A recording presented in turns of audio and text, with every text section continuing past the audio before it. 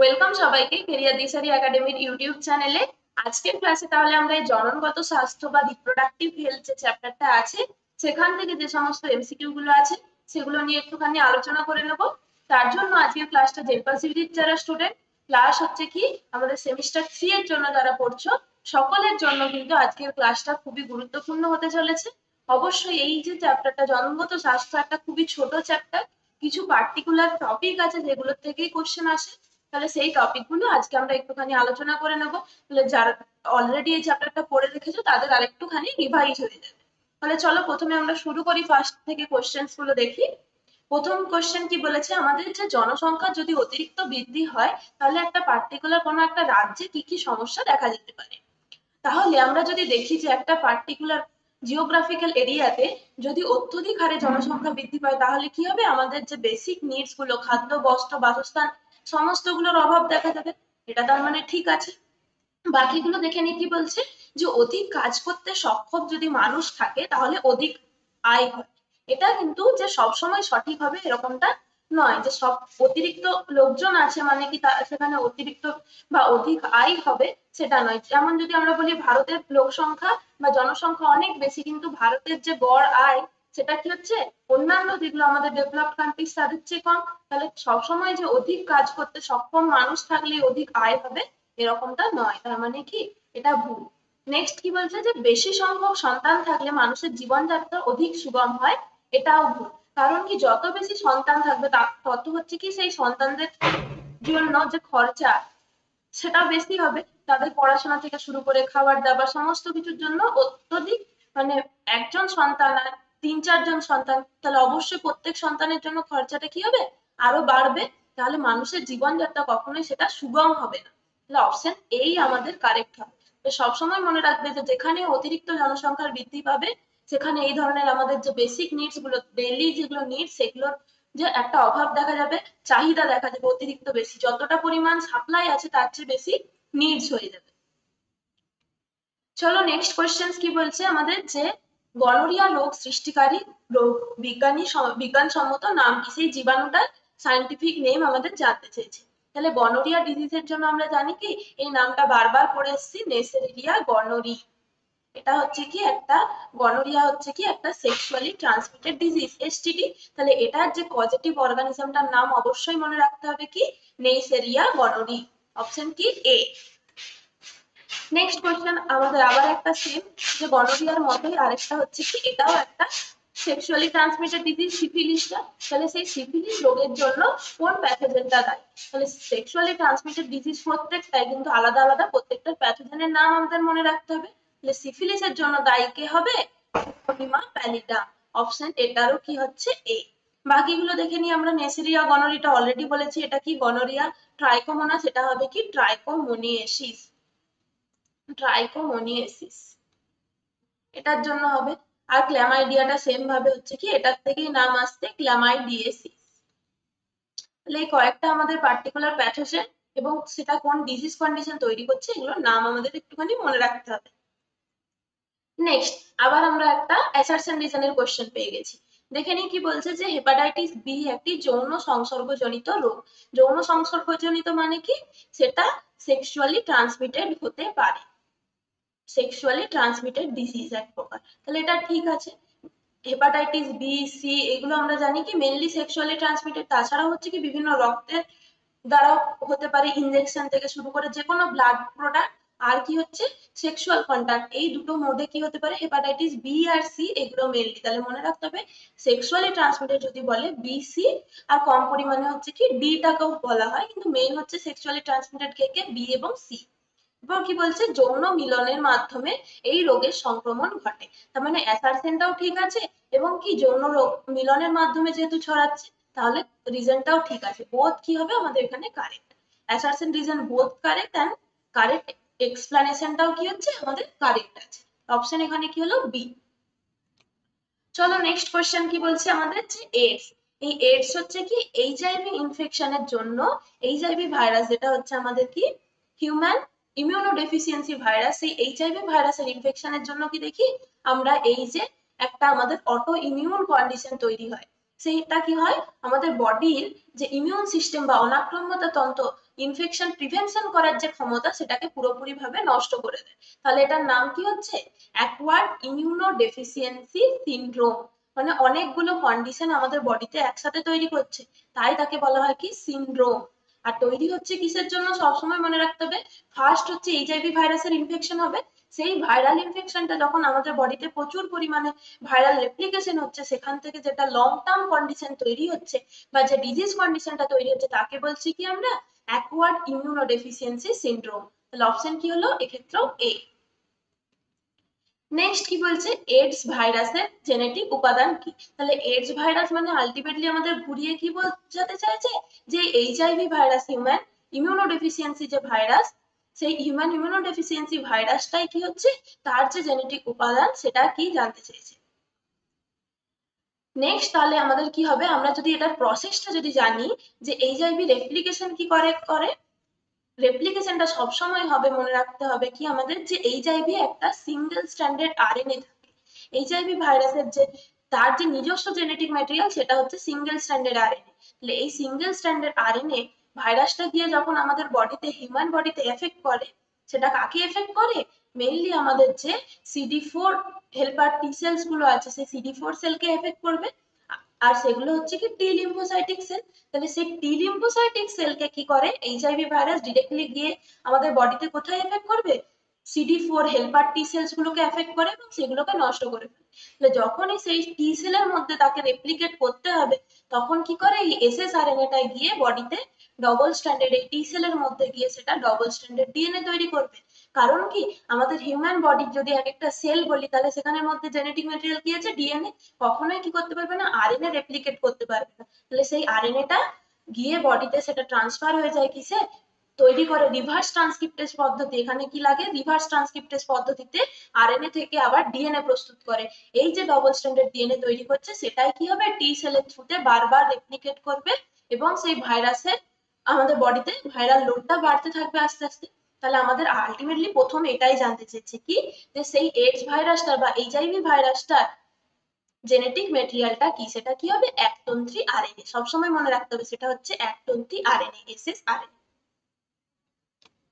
Next কি বলছে, গর্ভনিরোধক বড়ি, যেগুলো আমাদের ওরাল কন্ট্রাসেপটিভ মেথডে আমরা বিভিন্ন ধরনের যে বড়ি বা পিল বলা হয় সেগুলোকে ওরাল পিল বলা হচ্ছে, সেই ওরাল পিল গুলো ব্যবহার করছি, তার অত্যাবশ্যকীয় উপাদান কি সেটা জানতে চাইছি। তাহলে এগুলো হচ্ছে কি আমাদের একটা টেম্পোরারি কন্ট্রাসেপটিভ মেথড। সবসময় মনে রাখতে হবে শুধুমাত্র হচ্ছে কি, যে ভ্যাসেক্টমি আর টিউব্যাক্টমি বাদ দিয়ে যতগুলো আমরা কন্ট্রাসেপটিভ মেথড পড়বো সবগুলোই হচ্ছে কি টেম্পোরারি কন্ট্রাসেপটিভ মেথড। তাহলে সেই টেম্পোরারি কন্ট্রাসেপটিভ মেথডের একটা বড় অংশ হচ্ছে আমাদের কি এই ধরনের ওরাল পিল গুলো। আর এই ওরাল পিলের যদি বলা হয় কেমিক্যাল কম্পোজিশন কি, তাহলে সেখানে একটা গুরুত্বপূর্ণ কম্পোজিশন কি থাকবে, মেন পার্ট প্রোজেস্টেরন। কিছু কিছু পিল হয় যেগুলো হচ্ছে কম্বাইন্ড পিল, কম্বাইন্ড পিলের মধ্যে বোথ প্রোজেস্টেরন এবং ইস্ট্রোজেন কম্পোনেন্ট থাকবে। মানে কি প্রোজেস্টেরন কম্পোনেন্ট থাকছে প্লাস হচ্ছে কি থাকবে, ইস্ট্রোজেন কম্পোনেন্টও থাকবে। কিন্তু কিছু কিছু পিল হয় বা কিছু কিছু বড়ি সেগুলো শুধুমাত্র অনলি প্রোজেস্টেরন দিয়ে তৈরি হতে পারে, শুধুমাত্র ইস্ট্রোজেন দিয়ে কিন্তু কোনো বড়ি তৈরি হয় না, শুধুমাত্র প্রোজেস্টেরন অনলি পিল হতে পারে। আর একটা ধরনের হয় কি কম্বাইন্ড পিল, যেগুলো বোথ প্রোজেস্টেরন ইস্ট্রোজেন প্রেজেন্ট থাকে। তাহলে এটা আশা করছি ক্লিয়ার। চলো নেক্সট কোয়েশ্চেন কি বলছে, যে প্রদত্তগুলির মধ্যে কোনটি একটি গর্ভনিরোধকের বাধাদায়ক পদ্ধতি। তাহলে এই যে আমরা বললাম টেম্পোরারি বিভিন্ন কন্ট্রাসেপটিভ মেথড আছে, তার মধ্যে থেকে একটা পড়লাম আমাদের যে ওরাল কন্ট্রাসেপটিভ পিল গুলো, আরেকটা মেথড হচ্ছে কি বেরিয়ার মেথড। এই বেরিয়ার মেথডের ফাংশন কি, বেরিয়ার মেথড সবসময় কি করবে, এই যে স্পার্ম আর ওভামের মধ্যে মিলনটাকে বা সেই স্পার্মের সাথে ওভামের যাতে ফার্টিলাইজেশন যাতে প্রিভেন্ট করতে হয়, তাহলে অবশ্যই আগে প্রিভেন্ট করতে হবে কি স্পার্ম আর ওভামের মিটিংটাকে প্রিভেন্ট করতে হবে। তার জন্য এই ধরনের বেরিয়ার মেথড গুলো ইউজ হচ্ছে। তাহলে এই বেরিয়ার মেথডের মধ্যে কি কি পড়বে, এক হচ্ছে আমরা কমন যেগুলো জানি কন্ডোম মেলদের ক্ষেত্রে, আর ফিমেলদের ক্ষেত্রে যদি বলি সেটাকে বলা হচ্ছে কি ফেমিডোম।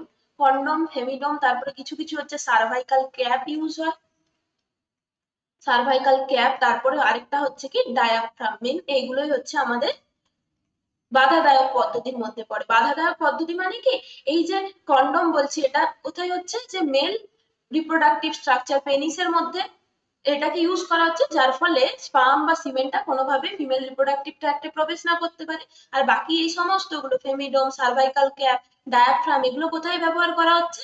এগুলো হচ্ছে যে জরায়ুর নিচে সার্ভিক্স রিজিয়নটা আছে, সেই সার্ভিক্সের একদম আগের পোর্শনটাতে এটাকে ইউজ করা হয়, যার ফলে সেই জায়গাতে যে ফার্দার যাতে স্পার্মটা এন্ট্রি করতে না পারে, ওই সার্ভিক্সের এই জায়গাতে এই ক্যাপ মতো অংশগুলোকে যদি বা এই ক্যাপ জাতীয় মেটেরিয়াল গুলোকে যদি ওই জায়গাতে ইউজ করা হয়, তাহলে স্পার্মটা কি হচ্ছে না, ফার্দার আর সার্ভিক্স বা ইউটেরাসের মধ্যে প্রবেশ করতে পারছে না। তাহলে এখানের মধ্যে অপশনের কোনটা আমরা পাচ্ছি? Diaphragm, option C. নেক্সট কি বলছে যে কোনটি একটি রাসায়নিক গর্ভনিরোধক পদ্ধতি? তাহলে রাসায়নিক পদ্ধতি মানে হয় হচ্ছে কোনো প্রকার আমাদের হরমোন কাজে লাগছে, কেমিক্যাল, বা এই কেমিক্যাল মানে আলটিমেটলি কোনো না কোনো হরমোন কাজ করছে। তাহলে হরমোনাল যেগুলো, এক হবে কি আমাদের ওরাল পিল হবে, তাছাড়াও কি হবে, কিছু কিছু আছে আমাদের হরমোন রিলিজিং আইউডি আছে, সেইগুলো আমাদের এই কেমিক্যাল বা রাসায়নিকের মধ্যে পড়বে। Hormone releasing IUD, hormone releasing IUD. আর কি হবে, আর একটা নতুন যেটা এখন প্রচুর পরিমাণে ইউজ হচ্ছে সেটা হচ্ছে ইমপ্ল্যান্ট। এরকম হচ্ছে কি রডের মতো অংশ, যেটা আমাদের এই স্কিনের নিচে আন্ডার আর্মের এই জায়গাটাতে, কনুইয়ের ঠিক একটুখানি ওপরের জায়গাতে, এখানে আন্ডার দ্য স্কিন এটাকে ইমপ্ল্যান্ট করা হয়। সেই ইমপ্ল্যান্টের মধ্যেও কম পরিমাণে যে প্রজেস্টেরনটা কন্টিনিউয়াস ওয়েতে রিলিজ হতে থাকে বডিতে। তাহলে এই সমস্তগুলো কোনো না কোনো ভাবে আমাদের রাসায়নিক গর্ভনিরোধক পদ্ধতির মধ্যে পড়ছে। তাহলে ওরাল পিল, হরমোন রিলিজিং আইউডি বা ইমপ্ল্যান্ট, এইগুলোর মধ্যে যেটা অপশন থাকবে সেটা হবে। তাহলে এখানের মধ্যে আমরা কি দেখছি যে এই দুটো নেই, তার মানে আইউডি হবে, ডিরেক্টলি আইউডি বলে দিয়েছে, কিন্তু পার্টিকুলার যদি স্পেসিফিক বলা হয় তাহলে কি হচ্ছে, শুধুমাত্র যেগুলো আমাদের হরমোন রিলিজিং আইউডি, আর হচ্ছে কি যেহেতু রাসায়নিক বলেছে তার মানে আমাদের কপার রিলিজিং আইউডি গুলোকেও আমরা এটার মধ্যে ফেলতে পারি, কারণ কপারটাও আলটিমেটলি আমাদের কোনো না কোনো আয়ন্স, সেই কপার আয়ন্স গুলো কেমিক্যাল একটা মেথডের মধ্যেই পড়বে, তাহলে এইটাও ইনক্লুডেড হবে। চলো তাহলে নেক্সট কোয়েশ্চেন আমাদের কি বলছে, 10-এর কোয়েশ্চেন, আবার আমাদের একটা কি এসছে, এই যে স্তম্ভ মেলানোর কোয়েশ্চেন। তাহলে স্তম্ভ মেলানোর কোয়েশ্চেন, এইদিকে কি আছে, এখানে ডিজিজ কন্ডিশন আছে, এইদিকে আছে কি বিভিন্ন যে পজিটিভ অর্গানিজম। তাহলে এইডস কিসের জন্য হয়? এইডস আমরা জানি হিউম্যান ইমিউনোডেফিসিয়েন্সি ভাইরাস বা এইচআইভি ভাইরাস। তাহলে ইজি একের হচ্ছে সি। ওই জেনিটাল হারপিস, জেনিটাল হারপিস যেটা সবসময় হচ্ছে কি এই যে নামটার মধ্যে আমরা পাচ্ছি, তার যে ভাইরাসটার নাম হচ্ছে কি HSV virus, herpes simplex virus. এই যে এইচএসভির আবার টাইপ আছে, এইচএসভি 1, 2 এরকম ভেরিয়াস টাইপ আছে। তাহলে এই জেনিটাল হারপিস এটাও হচ্ছে কি একটা আমাদের সেক্সুয়ালি ট্রান্সমিটেড ডিজিজ, আর এবং এটার যে পজিটিভ অর্গানিজম কি বললাম, এইচএসভি। এরপর হচ্ছে ক্ল্যামাইডিয়াসিস, যেটা অলরেডি আগে একবার বললাম। তাহলে এটার অর্গানিজম কি ক্ল্যামাইডিয়া ট্র্যাকোমাটিস, আর ট্রাইকোমোনিয়াসিস কার জন্য হবে, ট্রাইকোমোনাস ভ্যাজাইনালিস। ইজি ছিল এই কোশ্চেনটা, এই ধরনের কোশ্চেন গুলো আমাদের যদি একটা বা দুটো অন্তত আমরা মিলিয়ে ফেলতে পারি তাহলে বেশিরভাগ ক্ষেত্রে দেখবো অপশন গুলোর মধ্যে আমরা পেয়ে যাই। তাহলে এখানে কি হচ্ছে, একের সি, দুইয়ের এ, তিনের হচ্ছে ডি, মানে এটা হচ্ছে অপশন কি এ কারেক্ট হচ্ছে। নেক্সট এটার অ্যান্সার সবাই করো, আগে কমেন্ট সেকশনে লিখো দেখি। কি বলছে যে পুরুষ দেহে কোনটা এবং স্ত্রী দেহে কোনটা আমাদের যে চিরস্থায়ী বা পার্মানেন্ট যে কন্ট্রাসেপটিভ মেথড হিসেবে কাজ করছে। তাহলে পার্মানেন্ট কন্ট্রাসেপটিভ মেথড কোনগুলো, দুটোই বললাম কি, একটা টিউবেক্টমি, একটা ভ্যাসেক্টমি। টিউবেক্টমি আমরা কাদের ক্ষেত্রে করি, স্ত্রী দেহের ক্ষেত্রে করি। ফ্যালোপিয়ান টিউবটাকে কেটে কি করা হচ্ছে, ফ্যালোপিয়ান টিউবের পার্টটা দু সাইড থেকে কেটে সেই জায়গাটা জুড়ে দেওয়া হয়। তার ফলে কি হচ্ছে না, ওভাম আর স্পার্ম কখনোই মিট করতে পারবে না। যেহেতু এটা যদি বলি ফ্যালোপিয়ান টিউব ছিল, তাহলে মাঝখান থেকে কি করা হচ্ছে, এই জায়গাটাতে কাট করা হচ্ছে এবং দু সাইড থেকে এখানটাও টাই করে দেওয়া হচ্ছে, এই জায়গাটাও টাই করে দেওয়া হচ্ছে। তাহলে কখনোই কি হচ্ছে না, যদি ওভারি থেকে ওভামটা রিলিজও হয়, সেটা আর ফার্দার ফ্যালোপিয়ান টিউব থেকে কোথায় যাচ্ছে না, ওভার আমাদের জরায়ুর মধ্যেও যেতে পারছে না এবং ফ্যালোপিয়ান টিউবে নিষেক সম্পন্ন করতে পারবে না। তাহলে এটা পার্মানেন্ট মেথড টিউবেক্টমি স্ত্রী দেহের ক্ষেত্রে। আর পুরুষদের ক্ষেত্রে কি হবে, ভাস ডিফারেন্স এটা ছিল, যেখান থেকে স্পার্মটা ট্রান্সপোর্ট হচ্ছিল, কোথার থেকে, আমাদের এপিডিডাইমিস থেকে ইজাকুলেটরি ডাক্টে ট্রান্সপোর্ট হচ্ছিল, মাঝখানে কি ছিল, ভাস ডিফারেন্স। তাহলে সেম ভাবে টিউবেক্টমির মতোই কি করা হবে, এই ভাস ডিফারেন্সের মাঝে একটা অংশকে কেটে দুই সাইড থেকে জুড়ে দেওয়া হবে। তাহলে সেটা হবে কি অপশন পিটা হচ্ছে আমাদের ভ্যাসেক্টমি, এবং এটা হবে কি টিউবেক্টমি। তাহলে অপশন কি এ। নামের মধ্যেই আছে, ভ্যাসেকটমি মানে কি ভাঁজ ডিফারেন্স কে কাটা হচ্ছে, আর টিউব্যাক্টমি মানে ফ্যালোপিয়ান টিউব কে কেটে দেওয়া হচ্ছে।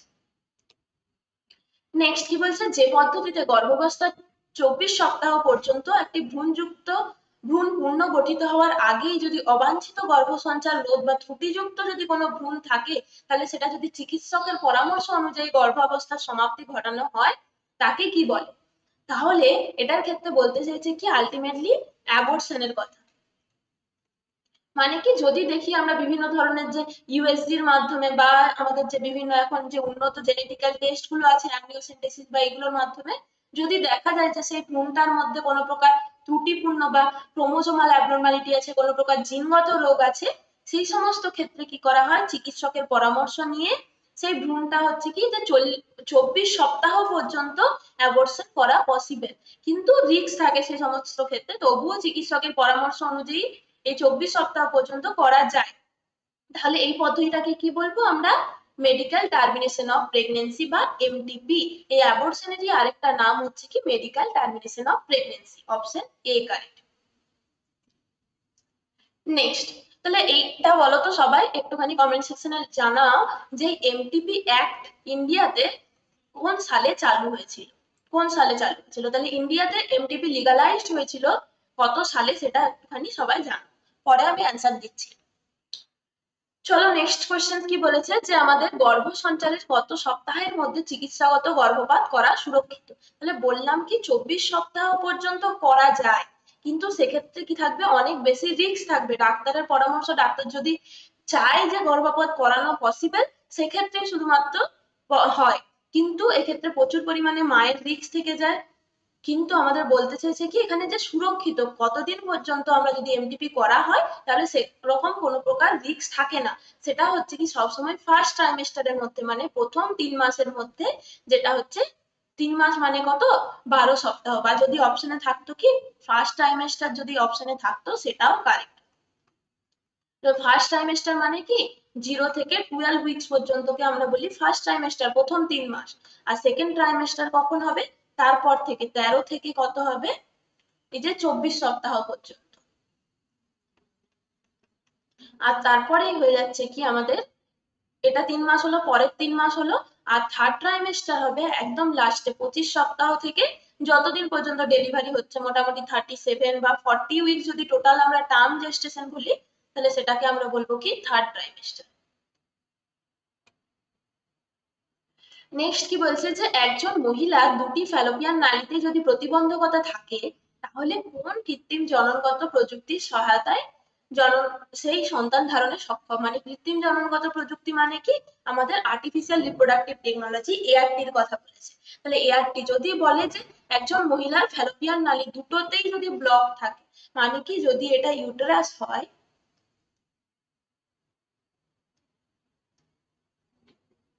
তার এই পাশে কি একটা ফ্যালোপিয়ান নালী আছে, এই পাশে একটা আছে, তাহলে দুটোতেই কোনো না কোনো ভাবে আমাদের প্রতিবন্ধকতা আছে। ধরলাম এখানে দুটো ফ্যালোপিয়ান টিউবের মধ্যেই কোনো না কোনো জায়গায় এই জায়গাতে ব্লক আছে,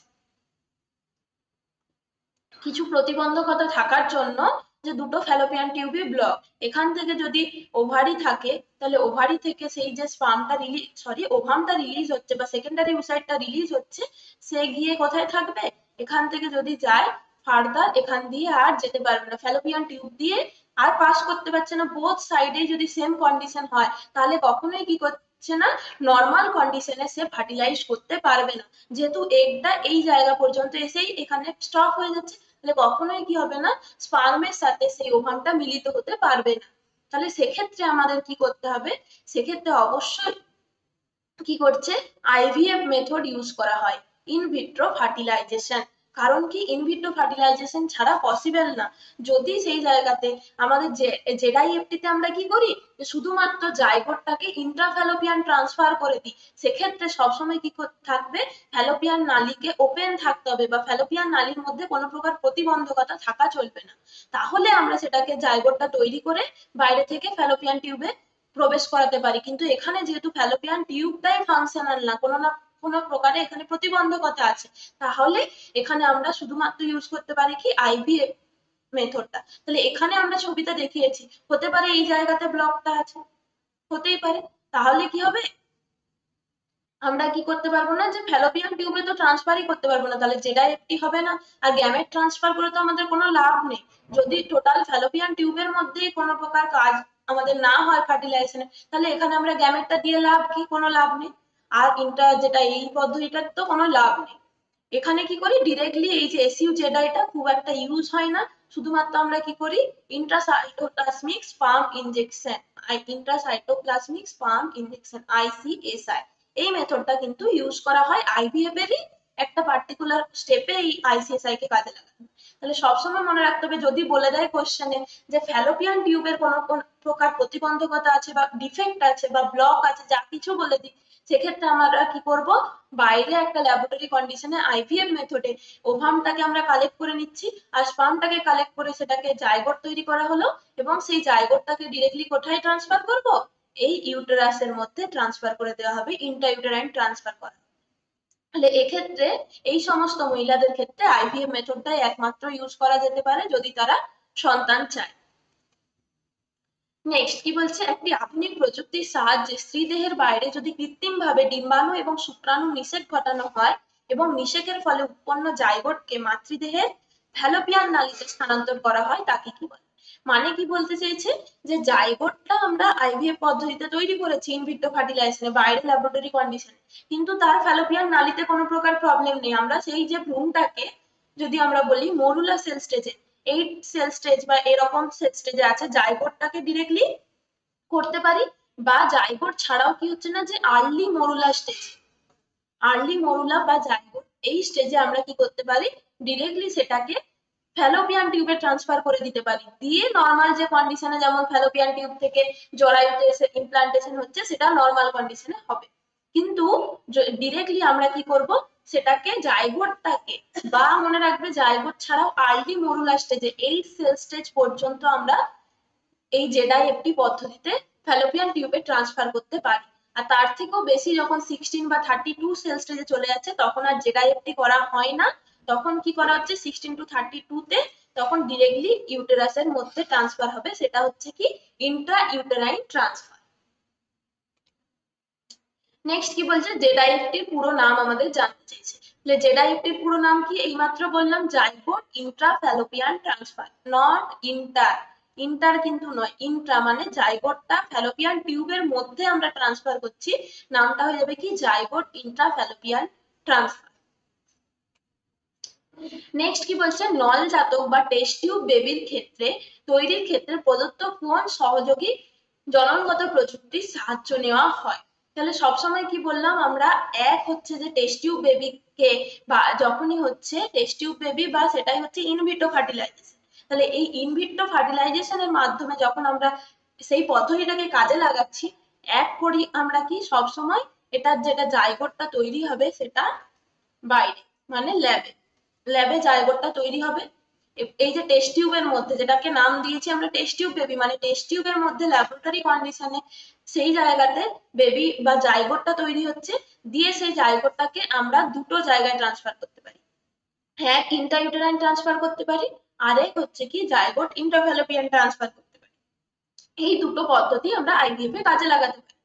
তাহলে এখানের মধ্যে অপশনে কোনটা আমরা পাচ্ছি, জেডাইএফটি, এটাই হবে, কখনোই ইন্ট্রাইউটেরাইন ইনসেমিনেশন হবে না।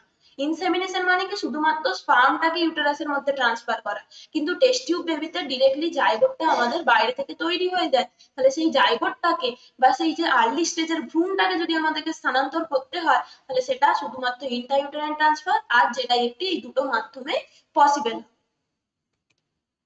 নেক্সট কি বলছে, যে আইভিএফ প্রযুক্তিতে যে জাইগোট বা প্রাথমিক ভ্রূণকে স্থানান্তর করা হয় সার্ভাইকাল ক্যানালের মধ্যে, যেখানের মধ্যে কি বলা হচ্ছে, সেই যে সার্ভাইকাল ক্যানালে যখন আমরা, এক হচ্ছে কি আইভিএফ প্রযুক্তিতে সার্ভাইকাল ক্যানাল কখনোই হবে না, হয় কি হবে জরায়ুতে হবে বা ফ্যালোপিয়ান নালীতে হবে, এই দুটো বললাম। এখানে বলেছে কি জাইগোট বা প্রাথমিক ভ্রূণ, মানে প্রাথমিক ভ্রূণ মানে বুঝতে হবে কি আর্লি মরুলা স্টেজ, তাহলে আর্লি মরুলা স্টেজে যখনই হবে তখন কি করব আমরা, ফ্যালোপিয়ান নালীতে ট্রান্সফার করবো। তাহলে এই কনসেপ্টটা ভালো করে মনে রাখবে। আইভিএফ এ দুটো মেথড, একটা হচ্ছে জরায়ুতে, একটা ফ্যালোপিয়ান নালীতে। যদি আমরা একদম শুধুমাত্র ডিরেক্ট জাইগোটকে করি, বা হচ্ছে এই যে বললাম 8 সেল পর্যন্ত, এই পর্যন্ত আমরা ডিরেক্ট ফ্যালোপিয়ান নালীতে করতে পারি। তার পরবর্তীতে যদি যায়, এই প্রাথমিক ভ্রূণটা যখন আরো কিছুটা পরিমাণে সেল ডিভিশন করেছে, তখন আমরা ডিরেক্টলি জরায়ুতে প্রতিস্থাপন করি। নেক্সট কি বলছে, যে যেটাই একটি প্রক্রিয়ায় 8 কোষ বিশিষ্ট ব্লাস্টোমিয়ার যুক্ত জাইগোট বা ভ্রূণকে প্রতিস্থাপন করা হয়। তাহলে এটা আর বলতে হবে, এটা সবাই পারবে, নামের মধ্যেই ইজিলি বলে দিয়েছে। এক তো বলেছে 8 কোষ বিশিষ্ট, মানে আমরা জানি কোথায় হবে, ফ্যালোপিয়ান নালীতেই হবে। আর নামের মধ্যেই তো বলে দিয়েছে ফ্যালোপিয়ান ট্রান্সফার, মানে এটা অপশন সি। নেক্সট 20 কোশ্চেন কি বলছে, অ্যামনিওসেন্টেসিস পদ্ধতিটি ব্যবহৃত হয়। তাহলে এই যে বললাম, ভ্রূণটার কোনো প্রকার জিনগত রোগ, বা হতে পারে কি কোনো প্রকার ক্রোমোজোমাল অ্যাবনর্মালিটি, কোনো প্রকার ইন্ট্রা ইউটেরাইন কন্ডিশনে ইনফেকশন আছে কিনা, এই সমস্তগুলোকে যদি আমাদের শনাক্তকরণ করতে হয়, তাহলেই অ্যামনিওসেন্টেসিস করা হয় ভ্রূণের রোগ শনাক্তকরণের জন্য। তাহলে এই অ্যামনিওটিক ক্যাভিটির মধ্যে কি হয়, ভ্রূণটা বেড়ে উঠছে। এটা যদি ভ্রূণটা হয়, তাহলে ভ্রূণটা বেড়ে উঠছে কোথায়, বাইরে অ্যামনিওটিক একটা ক্যাভিটি থাকছে, তার মধ্যে ভ্রূণটা বেড়ে উঠছে। এরপরে কি হচ্ছে, তার বাইরে থেকে আমরা যদি এখান থেকে একটা সিরিঞ্জ ইনসার্ট করি, সিরিঞ্জে একদম নিডলটা একটা ইনসার্ট করে এখান থেকে যদি অ্যামনিওটিক যে ফ্লুইডের কিছুটা স্যাম্পল নিয়ে নিই, সেই স্যাম্পলটাকে যদি আমরা ল্যাবরেটরিক্যাল এক্সামিনেশন করি, তাহলে তার যে ভ্রূণটার মধ্যে তার কি কি সেলগুলো, সেটা তো অ্যামনিওটিক ফ্লুইডের মধ্যে পাচ্ছি। তাহলে অবশ্যই সেখানের মধ্যে যে কোনো প্রকার ক্রোমোসোমাল ডিফেক্ট আছে কিনা, কোনো প্রকার ডিজিজ কন্ডিশন আছে কিনা সেই ভ্রূণটার মধ্যে, সেই সমস্তগুলো আমরা ডিটেক্ট করতে পারবো। নেক্সট এখানে একটা পিকচার দিয়ে দিয়েছে আমাদের কিসের, যে টোটাল ফার্টিলিটি রেটে, মানে টোটাল ফার্টিলিটি রেট কাকে বলবো আমরা, যে একটা রিপ্রোডাক্টিভ এজ গ্রুপের মধ্যে, মানে কত 15 থেকে 45 এই এজ গ্রুপটা আমরা নিতে পারি।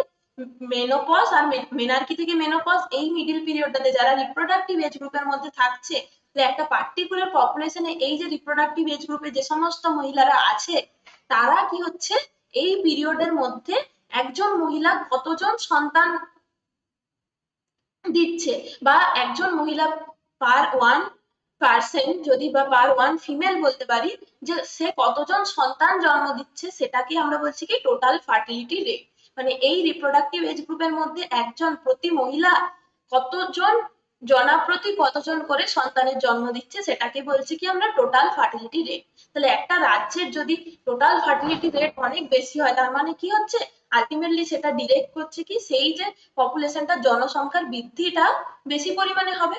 তাহলে একটা মহিলা বা একজন এই যে রিপ্রোডাক্টিভ এজ গ্রুপের মধ্যে যে আছে, সে যদি 3টে 4টে করে সন্তান জন্মগ্রহণ করে তার একজন মহিলা প্রতি, তাহলে কি হবে, সেই যে রাজ্যের জনসংখ্যাটা কি হচ্ছে অতিরিক্ত পরিমাণে বৃদ্ধি পাবে। তাহলে সেই জন্য কি বলেছে কর্তৃপক্ষের কি পদক্ষেপ নেওয়া উচিত। তাহলে এই গ্রাফটাতে আমরা কি দেখছি, রাজ্যের নাম দিয়েছে ছত্তিশগড়, ঝাড়খণ্ড, সব থেকে বেশি দেখছি কি বিহারের যে টোটাল ফার্টিলিটি রেট সব থেকে বেশি। তার জন্য যে বিহারের পপুলেশনও অতিরিক্ত বেশি, তাহলে 3.9। তাহলে যত বেশি হবে এই সংখ্যাটা, যদি লেস দ্যান 2 হয়, তার মানে বুঝবে যে নর্মাল একটা মোটামুটি একটা লেভেল মেনটেন করছে, যে জনসংখ্যার বৃদ্ধিটা এতটাও বেশি পরিমাণে হচ্ছে না, একটা নির্দিষ্ট লেভেলে হচ্ছে। যদি লেস দ্যান 2 টিএফআর থাকে, আর মোর দ্যান 2 যদি 3, এই যে 3.9 মানে প্রায় 4 হয়ে যাচ্ছে, মানে সেখানে অতিরিক্ত হারে জনসংখ্যা বৃদ্ধি পায়। তাহলে সেক্ষেত্রে আমাদের কি কি মেথড ইউজ করতে হবে, এক বলেছে আমাদের যে গণমাধ্যমের মাধ্যমে সাহায্যে যে সাধারণ জনগণকে অ্যাওয়ারনেস প্রোভাইড করতে হবে, বিভিন্ন ধরনের যে ছোট পরিবারের সুবিধা গুলো কি কি সেগুলো সম্বন্ধে অবগত করতে হবে, এটা ঠিক আছে। তারপরে বলেছে কি বিনামূল্যে গর্ভনিরোধক, যেগুলো আমাদের কন্ট্রাসেপটিভ মেথড গুলো যদি ঠিকঠাক ভাবে ইউজ হয়, তাহলে অবশ্যই আমরা জনসংখ্যাটাকে কন্ট্রোল করতে পারবো। তার জন্য বিনামূল্যে বিভিন্ন ধরনের এই যে কন্ট্রাসেপটিভ ডিভাইসেস গুলো, কন্ডম থেকে শুরু করে আইইউডি, ওরাল কন্ট্রাসেপটিভ, সেগুলোকে বিতরণ করতে হবে। আর কি বলেছে, যে ছোট পরিবারের জন্য বিভিন্ন সুযোগ সুবিধার ঘোষণা করতে হবে। বিভিন্ন আমরা দেখেছি যে সেন্ট্রাল গভর্নমেন্ট স্কিম আছে, যে হাম দো হামারে দো, এই ধরনের ট্যাগলাইন গুলো ইউজ করা হয়েছে, সমস্তটাই কি যাতে জনসংখ্যাটাকে কন্ট্রোল করা যায়। তারপরে হচ্ছে কি বিভিন্ন এখন গভর্নমেন্ট স্কিম গুলো এসে দেখবে, যে একজন যদি মানে একটা পরিবারে যদি একজন কন্যা সন্তান থাকে, তার পড়াশোনার জন্য বিভিন্ন ধরনের যে টাকা অনুদান দেওয়া হচ্ছে। তাহলে এই ধরনের যে গভর্নমেন্টাল স্কিমস গুলোকে আনা হচ্ছে, শুধুমাত্র যাতে এই যে জনসংখ্যাটাকে একটা নিয়ন্ত্রণের মধ্যে আনা যায়, তাহলে ওপরের সবকটি আমাদের কারেক্ট হবে। নেক্সট কি বলছে এখানে, যে এই যে একটা সংস্থা এনপিএসএফ, এইটা কি করছে, এরা কি করছে, এই যে টিএফআর রেট এটাকে প্রকাশ করে ভারতের বিভিন্ন রাজ্যের অনুযায়ী, যে টোটাল ফার্টিলিটি রেট বা রেশিওটা কত, সেটা এই যে রেটটা 3.9 বা 3.8, এইগুলোকে বিভিন্ন যে গবেষণার মাধ্যমে এবং এই যে গ্রাফের মাধ্যমে বিভিন্ন তথ্যগুলোকে প্রকাশ করে কি এই সংস্থা। তাহলে এখানে দেখানো হয়েছে যে টিএফআর সব থেকে বেশি। তাহলে কি বললাম, যার সংখ্যাটা যত বেশি হবে, যে 3.9, তাহলে ভারতের মধ্যে সব থেকে বেশি টিএফআর হচ্ছে কোথায়, বিহারে। অপশন কি হবে, বি, বিহার রাজ্যটা, যেখানে বিহার রাজ্যে আমাদের যে জনসংখ্যা পপুলেশনটাও বেশি, তার সাথে সাথে টিএফআরও বেশি, এই দুটো জিনিস মনে রাখবে একসাথে। নেক্সট কি বলছে, এসটিডির পুরো কথাটি হলো, তাহলে এসটিডির পুরো নাম আমরা কি জানি, সেক্সুয়ালি ট্রান্সমিটেড ডিজিজ, এটা বেশি বলার কিছু নেই, অপশন কি হবে, বি। নেক্সট কি বলছে, যে প্রদত্ত কোন এসটিডি গুলি রক্ত সঞ্চালনের মাধ্যমে সংক্রামিত হয়। রক্ত সঞ্চালন মানে কি, যদি একটা ব্যক্তিকে ব্লাড ট্রান্সফিউশন করা হয় বা কোনো একটা ইউজ নিডিল বা ইউজ যেগুলো হচ্ছে ইনজেকশনের নিডিল গুলো যদি অন্য কারোর বডিতে ফুটে যায়, তাহলে সেখান থেকে হতে পারে। বিভিন্ন ব্লাড প্রোডাক্ট যদি ব্লাড কন্ট্যাক্টে আসে, তার মাধ্যমে কোন কোন সেক্সুয়াল ট্রান্সমিটেড ডিজিজ আমাদের ছড়াতে পারে, সেগুলো কি কি হবে, সেগুলো হচ্ছে আমাদের এক এইচআইভি হবে, এক হেপাটাইটিস হবে, বাকিগুলো কিন্তু হবে না। এই দুটোই হচ্ছে কি both sexually transmitted disease, sexual কন্ট্যাক্টের মাধ্যমেও ছড়াতে পারে, আর কি হচ্ছে ব্লাড কন্ট্যাক্টের মাধ্যমেও ছড়াতে পারে। এই দুটো মেথডেই এই যে এইচআইভি এবং হেপাটাইটিস বি ছড়ায়, কিন্তু বাকি অপশনগুলোতে এই যে জেনিটাল ওয়ার্ডস, জেনিটাল হারপিস, এগুলো শুধুমাত্র শুধুমাত্র কি হচ্ছে যৌন সংসর্গের মাধ্যমে বা সেক্সুয়াল কন্ট্যাক্টেই ছড়ায়, কখনোই যে রক্ত সঞ্চালনের মাধ্যমে এই দুটো ডিজিজ ছড়াতে পারে না। নেক্সট কি বলছে, যে জেনিটাল ওয়ার্ডস রোগের প্যাথোজেনের নাম হলো, তাহলে একটা আমরা পড়েছিলাম কি জেনিটাল হারপিস, আর একটা এখানে পড়ছে কি জেনিটাল ওয়ার্ডস, দুটো কিন্তু আলাদা, এটার জন্য হচ্ছিল হারপিস, আর এখানে যেটা আমাদের বলেছে জেনিটাল ওয়ার্ডস, এটাও আরেকটা এসটিডি। এটা কার জন্য হবে, এই যে human papilloma virus, HPV virus বলা হয়, হিউম্যান প্যাপিলোমা ভাইরাসের সংক্রমণের জন্যই কি দেখতে পাই আমরা, জেনিটাল ওয়ার্ডস এই রোগটা দেখা যায়। এছাড়াও আরেকটা জিনিস মনে রাখবে, এই এইচপিভি সংক্রমণের জন্যই লং টার্মে যদি আমরা ক্রনিক কন্ডিশন বলি, এটা হচ্ছে যে আমাদের সার্ভাইকাল ক্যান্সার, এই যে সার্ভিক্স রিজনটা পড়ছি, সেই সার্ভিক্স এর ক্যান্সারের জন্য কিন্তু একটা অন্যতম কারণ হচ্ছে এই এইচপিভি ভাইরাসের ইনফেকশনটা যদি দীর্ঘদিন ধরে থাকে, সেক্ষেত্রে সেটা একটা রিস্ক ফ্যাক্টর হিসেবে কাজ করে সার্ভাইকাল ক্যান্সার তৈরি করার জন্য। নেক্সট কি বলছে, যে এইডস রোগ নির্ণয়ের জন্য প্রদত্ত কোন পরীক্ষাটি করা হয়, তাহলে এইডস, এই যে এইডস মানে কি, এখানে আমাদের দেখতে হবে আলটিমেটলি এইচআইভি ভাইরাসের ইনফেকশন, তাহলে এটা ফার্স্ট হচ্ছে কি, এই যে এইডস এর রোগ সংক্রমণ প্রথম যে টেস্টটা করা হয় সেটা হচ্ছে কি এলাইজা টেস্ট। এই দুটো নাম মনে রাখবে, এটা সবাই বেশিরভাগ টাইম পড়ে এসছো, যে এইডস এর রোগ নির্ণয়ের জন্য পরীক্ষাটা কি, সবার প্রথম করা হয় এলাইজা, তারপর এলাইজার পরে যেটা করা হয় সেটা হচ্ছে ওয়েস্টার্ন ব্লট। এটা হচ্ছে কি ওয়েস্টার্ন ব্লটটা আমাদের কনফার্মেটরি টেস্ট, মানে এই যে প্রথমে এলাইজা করা হলো, দিয়ে দেখা হলো যে সেটা এইডস এর কোনো প্রকার আমাদের যে এইচআইভি ভাইরাসের অ্যান্টিবডি গুলো প্রেজেন্ট আছে কিনা, তারপরে কনফার্ম করা হচ্ছে কার মাধ্যমে, ওয়েস্টার্ন ব্লট টেকনিকের মাধ্যমে এইডস এর রোগ নির্ণয়টাকে একদম পুরোপুরি ভাবে নিশ্চিত করা হচ্ছে। তাহলে ওয়েস্টার্ন ব্লট অপশন কি হবে, এ। তার সাথে আরেকটা নাম মনে রাখবে কি, এইডস এর জন্য এলাইজা টেস্ট, তারপরে হচ্ছে ওয়েস্টার্ন ব্লট টেস্ট। নেক্সট একটা আমাদের ছবি দিয়ে কোশ্চেন দিয়েছে, এই যে ছবিটা আমরা দেখছি, এখানে স্ট্রাকচারটা কিরকম দেখছি, এরকম একটা স্ট্রাকচার, মাঝখানটাতে এই যে কালো মতো অংশটা, এই জায়গাটাতে কপার আছে, আর নিচে এই জায়গাতে দুটো থ্রেড দেখতে পাচ্ছি, তাহলে এটা কোন স্ট্রাকচার, এটা হচ্ছে আমাদের কপার টি স্ট্রাকচার। কপার টি আমরা জানি কি, ওপরটা এরকম একটা টি শেপ পাচ্ছি, এটা কি একটা ইংলিশ যদি অক্ষর বলি টি এর মতো দেখতে হচ্ছে, এই যে টি শেপ স্ট্রাকচার সেটা হচ্ছে কি কপার টি।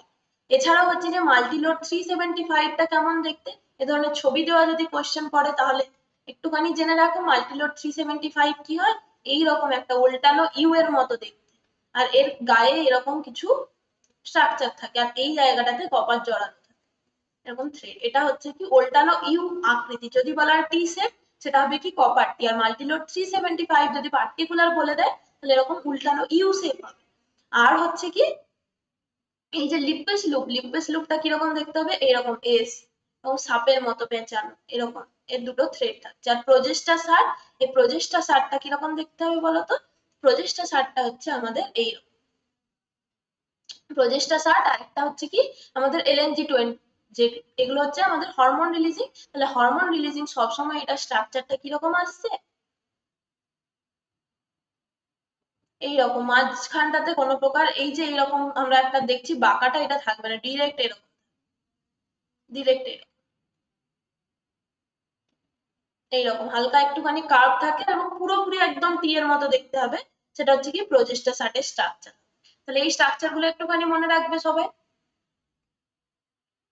নেক্সট কি বলছে, ইন্ট্রাইউটেরাইন ডিভাইস হলো। তাহলে ইন্ট্রাইউটেরাইন ডিভাইস মানে কি, যে সমস্ত কন্ট্রাসেপটিভ ডিভাইস গুলো আমাদের যে জরায়ুর মধ্যে আমরা প্রবেশ করাচ্ছি, এই যে এই ডিভাইস গুলো কি করছে, অপশন গুলো দেখি কি, ধাতু বা প্লাস্টিক নির্মিত ডিভাইস, যেগুলো আমাদের গর্ভসঞ্চার রোধ করার জন্য জরায়ুতে প্রতিস্থাপন করা হয়, এটা ঠিক আছে। রাসায়নিক পদার্থ যা শুক্রাণুকে ধ্বংস করে, এটা হবে না। এগুলো হচ্ছে কি বিভিন্ন ধরনের যে স্পার্মিসাইডাল ক্রিম পাওয়া যায় কিছু, সেগুলো স্পার্মিসাইডাল ক্রিম বা জেলি, সেগুলোকে আমরা বলতে পারি যে রাসায়নিক শুক্রাণু ধ্বংস, রাসায়নিক পদার্থ যেগুলো শুক্রাণুকে ধ্বংস করে। আর কি বলেছে, গর্ভাবস্থার 10 থেকে 12 সপ্তাহের মধ্যে ভ্রূণের জিনগত ত্রুটি নির্ধারণের অত্যাধুনিক পদ্ধতি, এটা হচ্ছে কি অ্যামনিওসেন্টেসিস। আর কি বলেছে যে স্ত্রীদেহে জরায়ুতে ভ্রূণের স্থানান্তরণের পদ্ধতি, এটা হচ্ছে ইন্ট্রাইউটেরাইন ট্রান্সফার। তার মানে আমাদের কি হলো, আইউডির যেটা ডেফিনেশন আমরা কি বলি, একটা প্লাস্টিক কোড বা একটা তার মধ্যে কি থাকছে, কপার ধাতু নির্মিত একটা ডিভাইস, যেটা হচ্ছে আমাদের কন্ট্রাসেপটিভ মেথড হিসেবে কাজ করে। নেক্সট কি বলছে, কপার টি এর কাজ হলো। তাহলে এই কপার টি যেটা বলছি, সেটা কিভাবে কাজ করবে, তার ফাংশনটা কিভাবে হবে, সবসময় মনে রাখবে কি, যেহেতু এটাকে আমরা ডিরেক্টলি জরায়ুর মধ্যে প্রতিস্থাপন করছি, তাহলে সে কি করবে, এর দুটো ফাংশন, একটা হচ্ছে কি স্পার্মের মোটিলিটিটাকে সাপ্রেস করে দেয় পুরোপুরি, স্পার্ম যে প্রবেশ করছে ফিমেল রিপ্রোডাক্টিভ ট্র্যাক্ট, তাহলে জরায়ুর মধ্যে দিয়ে তো তাকে যেতে হবে, সেই জরায়ুর মধ্যে যখন যাবে তার স্পার্মের মোটিলিটিটাকে পুরোপুরি ডিক্রিজ করে দিচ্ছে, তার ফলে ফার্দার সেটাই যে জরায়ু থেকে ফ্যালোপিয়ান টিউব পর্যন্ত বেশিরভাগ শুক্রাণু পৌঁছাতেই পারছে না। আর কি করছে, কিছুটা আমাদের স্পার্মিসাইডাল এফেক্ট আছে, মানে কি স্পার্মকে ধ্বংস করার কাজও করছে, স্পার্মিসাইডাল এফেক্ট আছে, তার সাথে সাথে হচ্ছে কি স্পার্মের ভায়াবিলিটিটাকেও ডিক্রিজ করে। মানে ডিরেক্টলি কার উপর এফেক্ট আছে, ডিরেক্টলি যে শুক্রাণুর উপর কাজ করছে, এবং শুক্রাণুর মোটিলিটি মানে চলন ক্ষমতা, এবং কিছু কিছু শুক্রাণুকে বেশিরভাগ ধ্বংস করে দিচ্ছে। এবং শুক্রাণু যে যতদিন 2 থেকে 3 দিন যে ফিমেল রিপ্রোডাক্টিভ ট্র্যাক্টের মধ্যে তার ভায়াবল থাকার কথা, সেই ভায়াবিলিটি পিরিয়ডটাকে কি করছে, কমিয়ে দিচ্ছে। তার মানে আলটিমেটলি এই সমস্তগুলো কি কন্ডিশনটাকে ডিরেক্ট করছে, যে স্পার্মটা গিয়ে ওভামকে ফার্টিলাইজ করার ক্ষমতাটা হারিয়ে ফেলছে। তাহলে সেটাই বলছে কি, যে শুক্রাণুর সক্রিয়তা বা এফেক্টিভনেসটাকে হ্রাস করছে, যার ফলে শুক্রাণু নিশ্চিতকরণের ক্ষমতাটা হ্রাস পাবে। অপশন কি হলো ডি। নেক্সট কি বলছে, আমাদের হরমোন ক্ষরণকারী আইউডি হলো। তাহলে কয়েকটা টাইপ এখানে মনে রাখবে। নন মেডিকেটেড যদি বলে, নন মেডিকেটেড হলে সেটা হবে কি লিপস লুপ। তারপরে হচ্ছে কি আমাদের যদি বলে কপার রিলিজিং, কপার রিলিজিং অনেকগুলো আছে, ডিরেক্ট কপার টি বলতে পারে, তারপরে হচ্ছে কি আমাদের মাল্টিলোড 375 বলতে পারে, এইগুলো। আর ঠিক আছে, কিছু আছে আমাদের যেগুলো হরমোন রিলিজিং। এই হরমোন রিলিজিং এর মধ্যে কে কে পড়বে, এক হচ্ছে LNG-20 লিভোনর্জেস্ট্রেল, মানে প্রজেস্টেরন থাকছে এটার মধ্যে। আর কি আরেকটা হচ্ছে আমাদের যে প্রজেস্টা সার্ট, তাহলে দুটোই হচ্ছে কি প্রজেস্টেরন কম্পোনেন্ট দিয়ে তৈরি, প্রজেস্টা সার্ট। এই হরমোন রিলিজিং আইউডি গুলো মানেই হচ্ছে কি, সেখানের মধ্যে প্রজেস্টেরন হরমোনকে রিলিজ করে LNG-20 আর প্রজেস্টা সার্ট। তাহলে এখানে হরমোন ক্ষরণকারী কোনটা হবে, অপশন ডি LNG-20। এই এলএনজির ফুল ফর্ম মনে রাখবে, লিভোনর্জেস্ট্রেল। এই লিভোনর্জেস্ট্রেল এটা হচ্ছে কি একটা প্রজেস্টেরন, সিনথেটিক প্রজেস্টেরন, মানে কৃত্রিম ভাবে যে আমরা প্রজেস্টেরনেরই কম্পোনেন্টটাকে তৈরি করতে পারছি, সেটা হচ্ছে কি লিভোনর্জেস্ট্রেল প্রজেস্টেরন। সিনথেটিক প্রজেস্টেরনের একটা উদাহরণ হবে কি লিভোনর্জেস্ট্রেল। নেক্সট কি বলছে, কপারটি কোথায় প্রতিস্থাপন করা হয়? তাহলে এটা যদি জরায়ু হয়,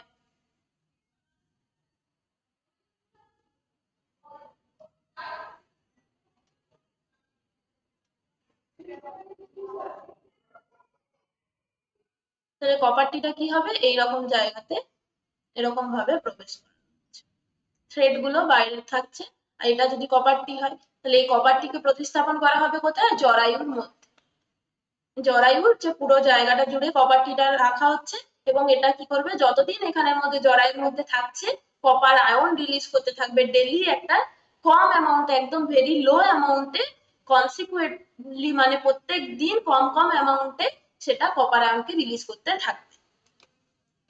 নেক্সট কি বলছে, একটি মৌখিক গর্ভনিরোধকের নাম হলো। তাহলে মৌখিক গর্ভনিরোধক বড়ির নাম আমরা খুব যেটা বহুল প্রচলিত জানি কি, সহেলি। এই সহেলি হচ্ছে কি একটা non steroidal component. Non steroidal মানে কি, কোনো প্রকার এটার মধ্যে হরমোনাল কম্পোনেন্ট নেই কোনো প্রকার। যেই যে প্রজেস্টেরন ইস্ট্রোজেন কম্পোনেন্ট বলছি ওরাল কন্ট্রাসেপটিভে থাকবে, কিন্তু এই সহেলি হচ্ছে এমন একটা মৌখিক গর্ভনিরোধক যার মধ্যে কোনো প্রকার হরমোনাল কম্পোনেন্ট নেই। এটা একটা হচ্ছে কি নন স্টেরয়েডাল ওরাল কন্ট্রাসেপটিভের উদাহরণ হবে।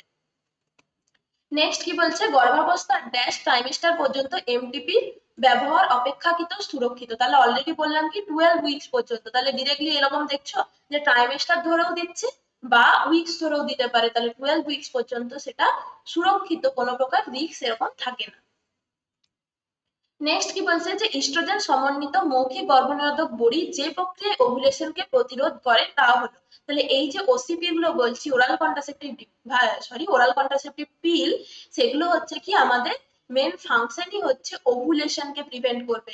মানে কি, গ্রাফিয়ান ফলিকেলকে রাপচার করে যে সেকেন্ডারি ওসাইট রিলিজ হচ্ছে, এই প্রক্রিয়াটাকে বাধা দেবে, ওভুলেশন হতে দেবে না। তাহলে ওভুলেশন হতে দেবে না তার মানে কি, কাকে বাধা দেবে, এলএইচ কে বাধা দিতে হবে, যাতে এলএইচ সার্জ না হয়। আর এলএইচ সার্জ না হলে কি হবে, ওভুলেশন হবে না।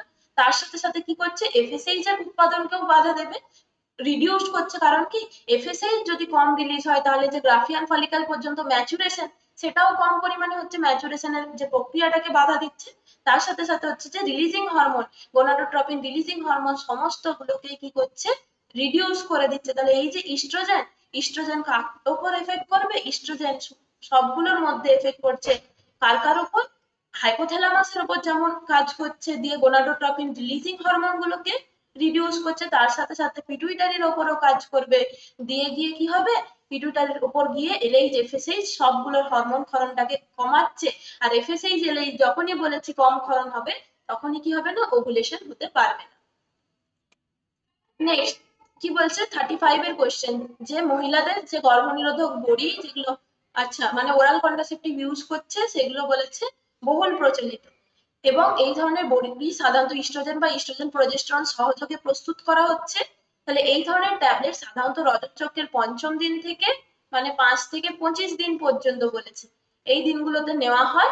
তাহলে এই কন্ট্রাসেপটিভ পিলগুলো যে 21 দিন ধরে এটাকে নেওয়া হচ্ছে, সেগুলো কি বলা হয়েছে, গর্ভনিরোধক সঠিক পদ্ধতিটি এবং বিকল্পগুলি নির্বাচন করা। আচ্ছা, তার মানে এই ওসিপি কিভাবে কাজ করছে, তার মেকানিজম অফ অ্যাকশন বা মোড অফ অ্যাকশন কি, সেটা আমাদেরকে জানতে চেয়েছে।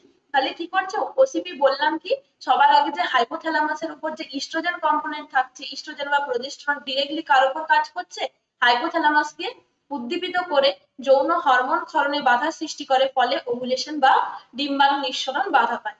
ঠিক আছে, গোনাডোট্রপিন যে রিলিজিং হরমোন, সেইগুলোর ক্ষরণটাকে রিডিউস করছে বা সাপ্রেস করছে, এটা ঠিক হবে অপশন। তারপর কি বলেছে, জরায়ুর এন্ডোমেট্রিয়াম স্তরের পরিবর্তন ঘটিয়ে ব্লাস্টোসিস রোপণের যে বাধা সৃষ্টি করে থাকে, এটাও ঠিক হবে।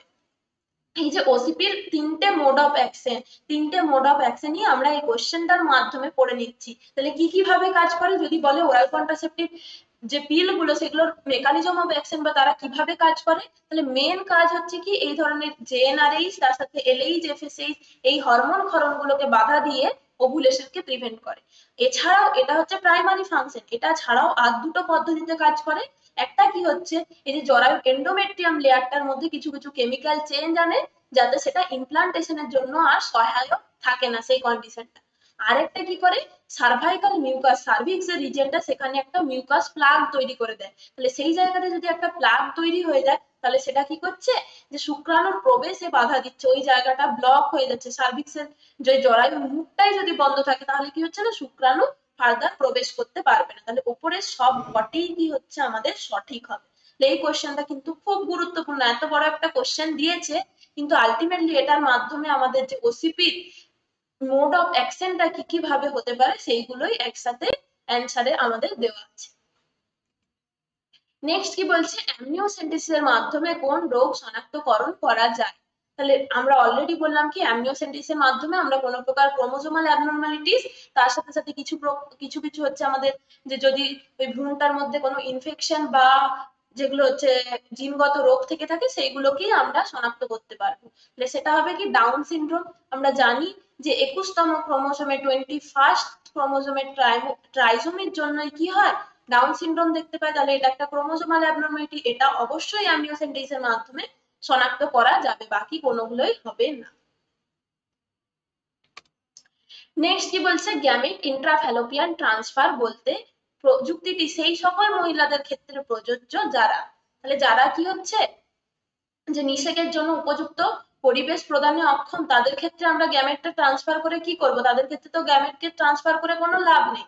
যদি সেই মহিলাটা গ্যামেটকে ইন্ট্রাফ্যালোপিয়ান মানে কি স্পার্মকে আমরা ফ্যালোপিয়ান টিউবে ট্রান্সফার করে দিচ্ছি, এই পদ্ধতিটা কখন করা হয়, যদি স্পার্মের মোটিলিটি অনেক কম হয়, মানে স্পার্ম যে এতটা পথ যেতে হবে ভেজাইনা থেকে ফ্যালোপিয়ান টিউব, সেটা যে সমস্ত মানে পুরুষদের ক্ষেত্রে, যে দম্পতি পুরুষের ক্ষেত্রে যে স্পার্মের মোটিলিটি অনেক লো থাকে তাদের ক্ষেত্রে এই ধরনের জেআইএফটি যেটা গ্যামেট ইন্ট্রাফ্যালোপিয়ান ট্রান্সফার করা হয়। এছাড়াও হচ্ছে কি যদি স্পার্ম কাউন্ট সিমেনের মধ্যে যদি স্পার্ম কাউন্ট অনেক লো হয়, অলিগোস্পার্মিয়া বলা হয়, মানে কি স্পার্মের সংখ্যা যদি অনেক কম হয়, স্পার্ম কাউন্ট যদি ভেরি লো হয়, সেই সমস্ত কন্ডিশনে ডিরেক্টলি স্পার্মটাকে ফ্যালোপিয়ান টিউবে ট্রান্সফার করে দেওয়া হয় আর্টিফিশিয়াল ওয়েতে।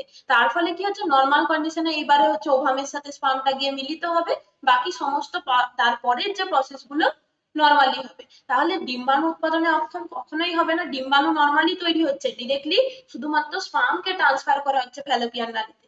তাহলে এটা কোন মহিলাদের ক্ষেত্রে প্রযোজ্য, যারা হচ্ছে কি জরায়ুতে ফিটাসকে ধরে রাখতে অক্ষম, না ফিটাসকে তারা ধরে রাখতে পারবে কিন্তু তারা কি করছে না, যে নিষেকের জন্য উপযুক্ত এনভায়রনমেন্টও প্রদান করতে পারবে। তার মানে আমাদের এখানে এই অপশনটা হবে। একটা কন্ডিশন যেমন বললাম যে শুধুমাত্র যদি আমরা স্পার্ম মোটিলিটি বা স্পার্ম কাউন্ট যদি কম থাকে সেখানে আমরা স্পার্মকে ট্রান্সফার করতে পারি। এছাড়াও কি হচ্ছে, যদি কোনো মহিলা ডিম্বাণু উৎপাদন না করতে পারে তাহলে আমরা কি করতে পারি, আর্টিফিশিয়াল ওয়েতে কোনো ডোনার থেকে তখন কি নেওয়া হচ্ছে, এগটাকে ডিম্বাণুটাকে কালেক্ট করে সেটা সেই মহিলার ফ্যালোপিয়ান নালীতে ট্রান্সফার করে দেওয়া হয়।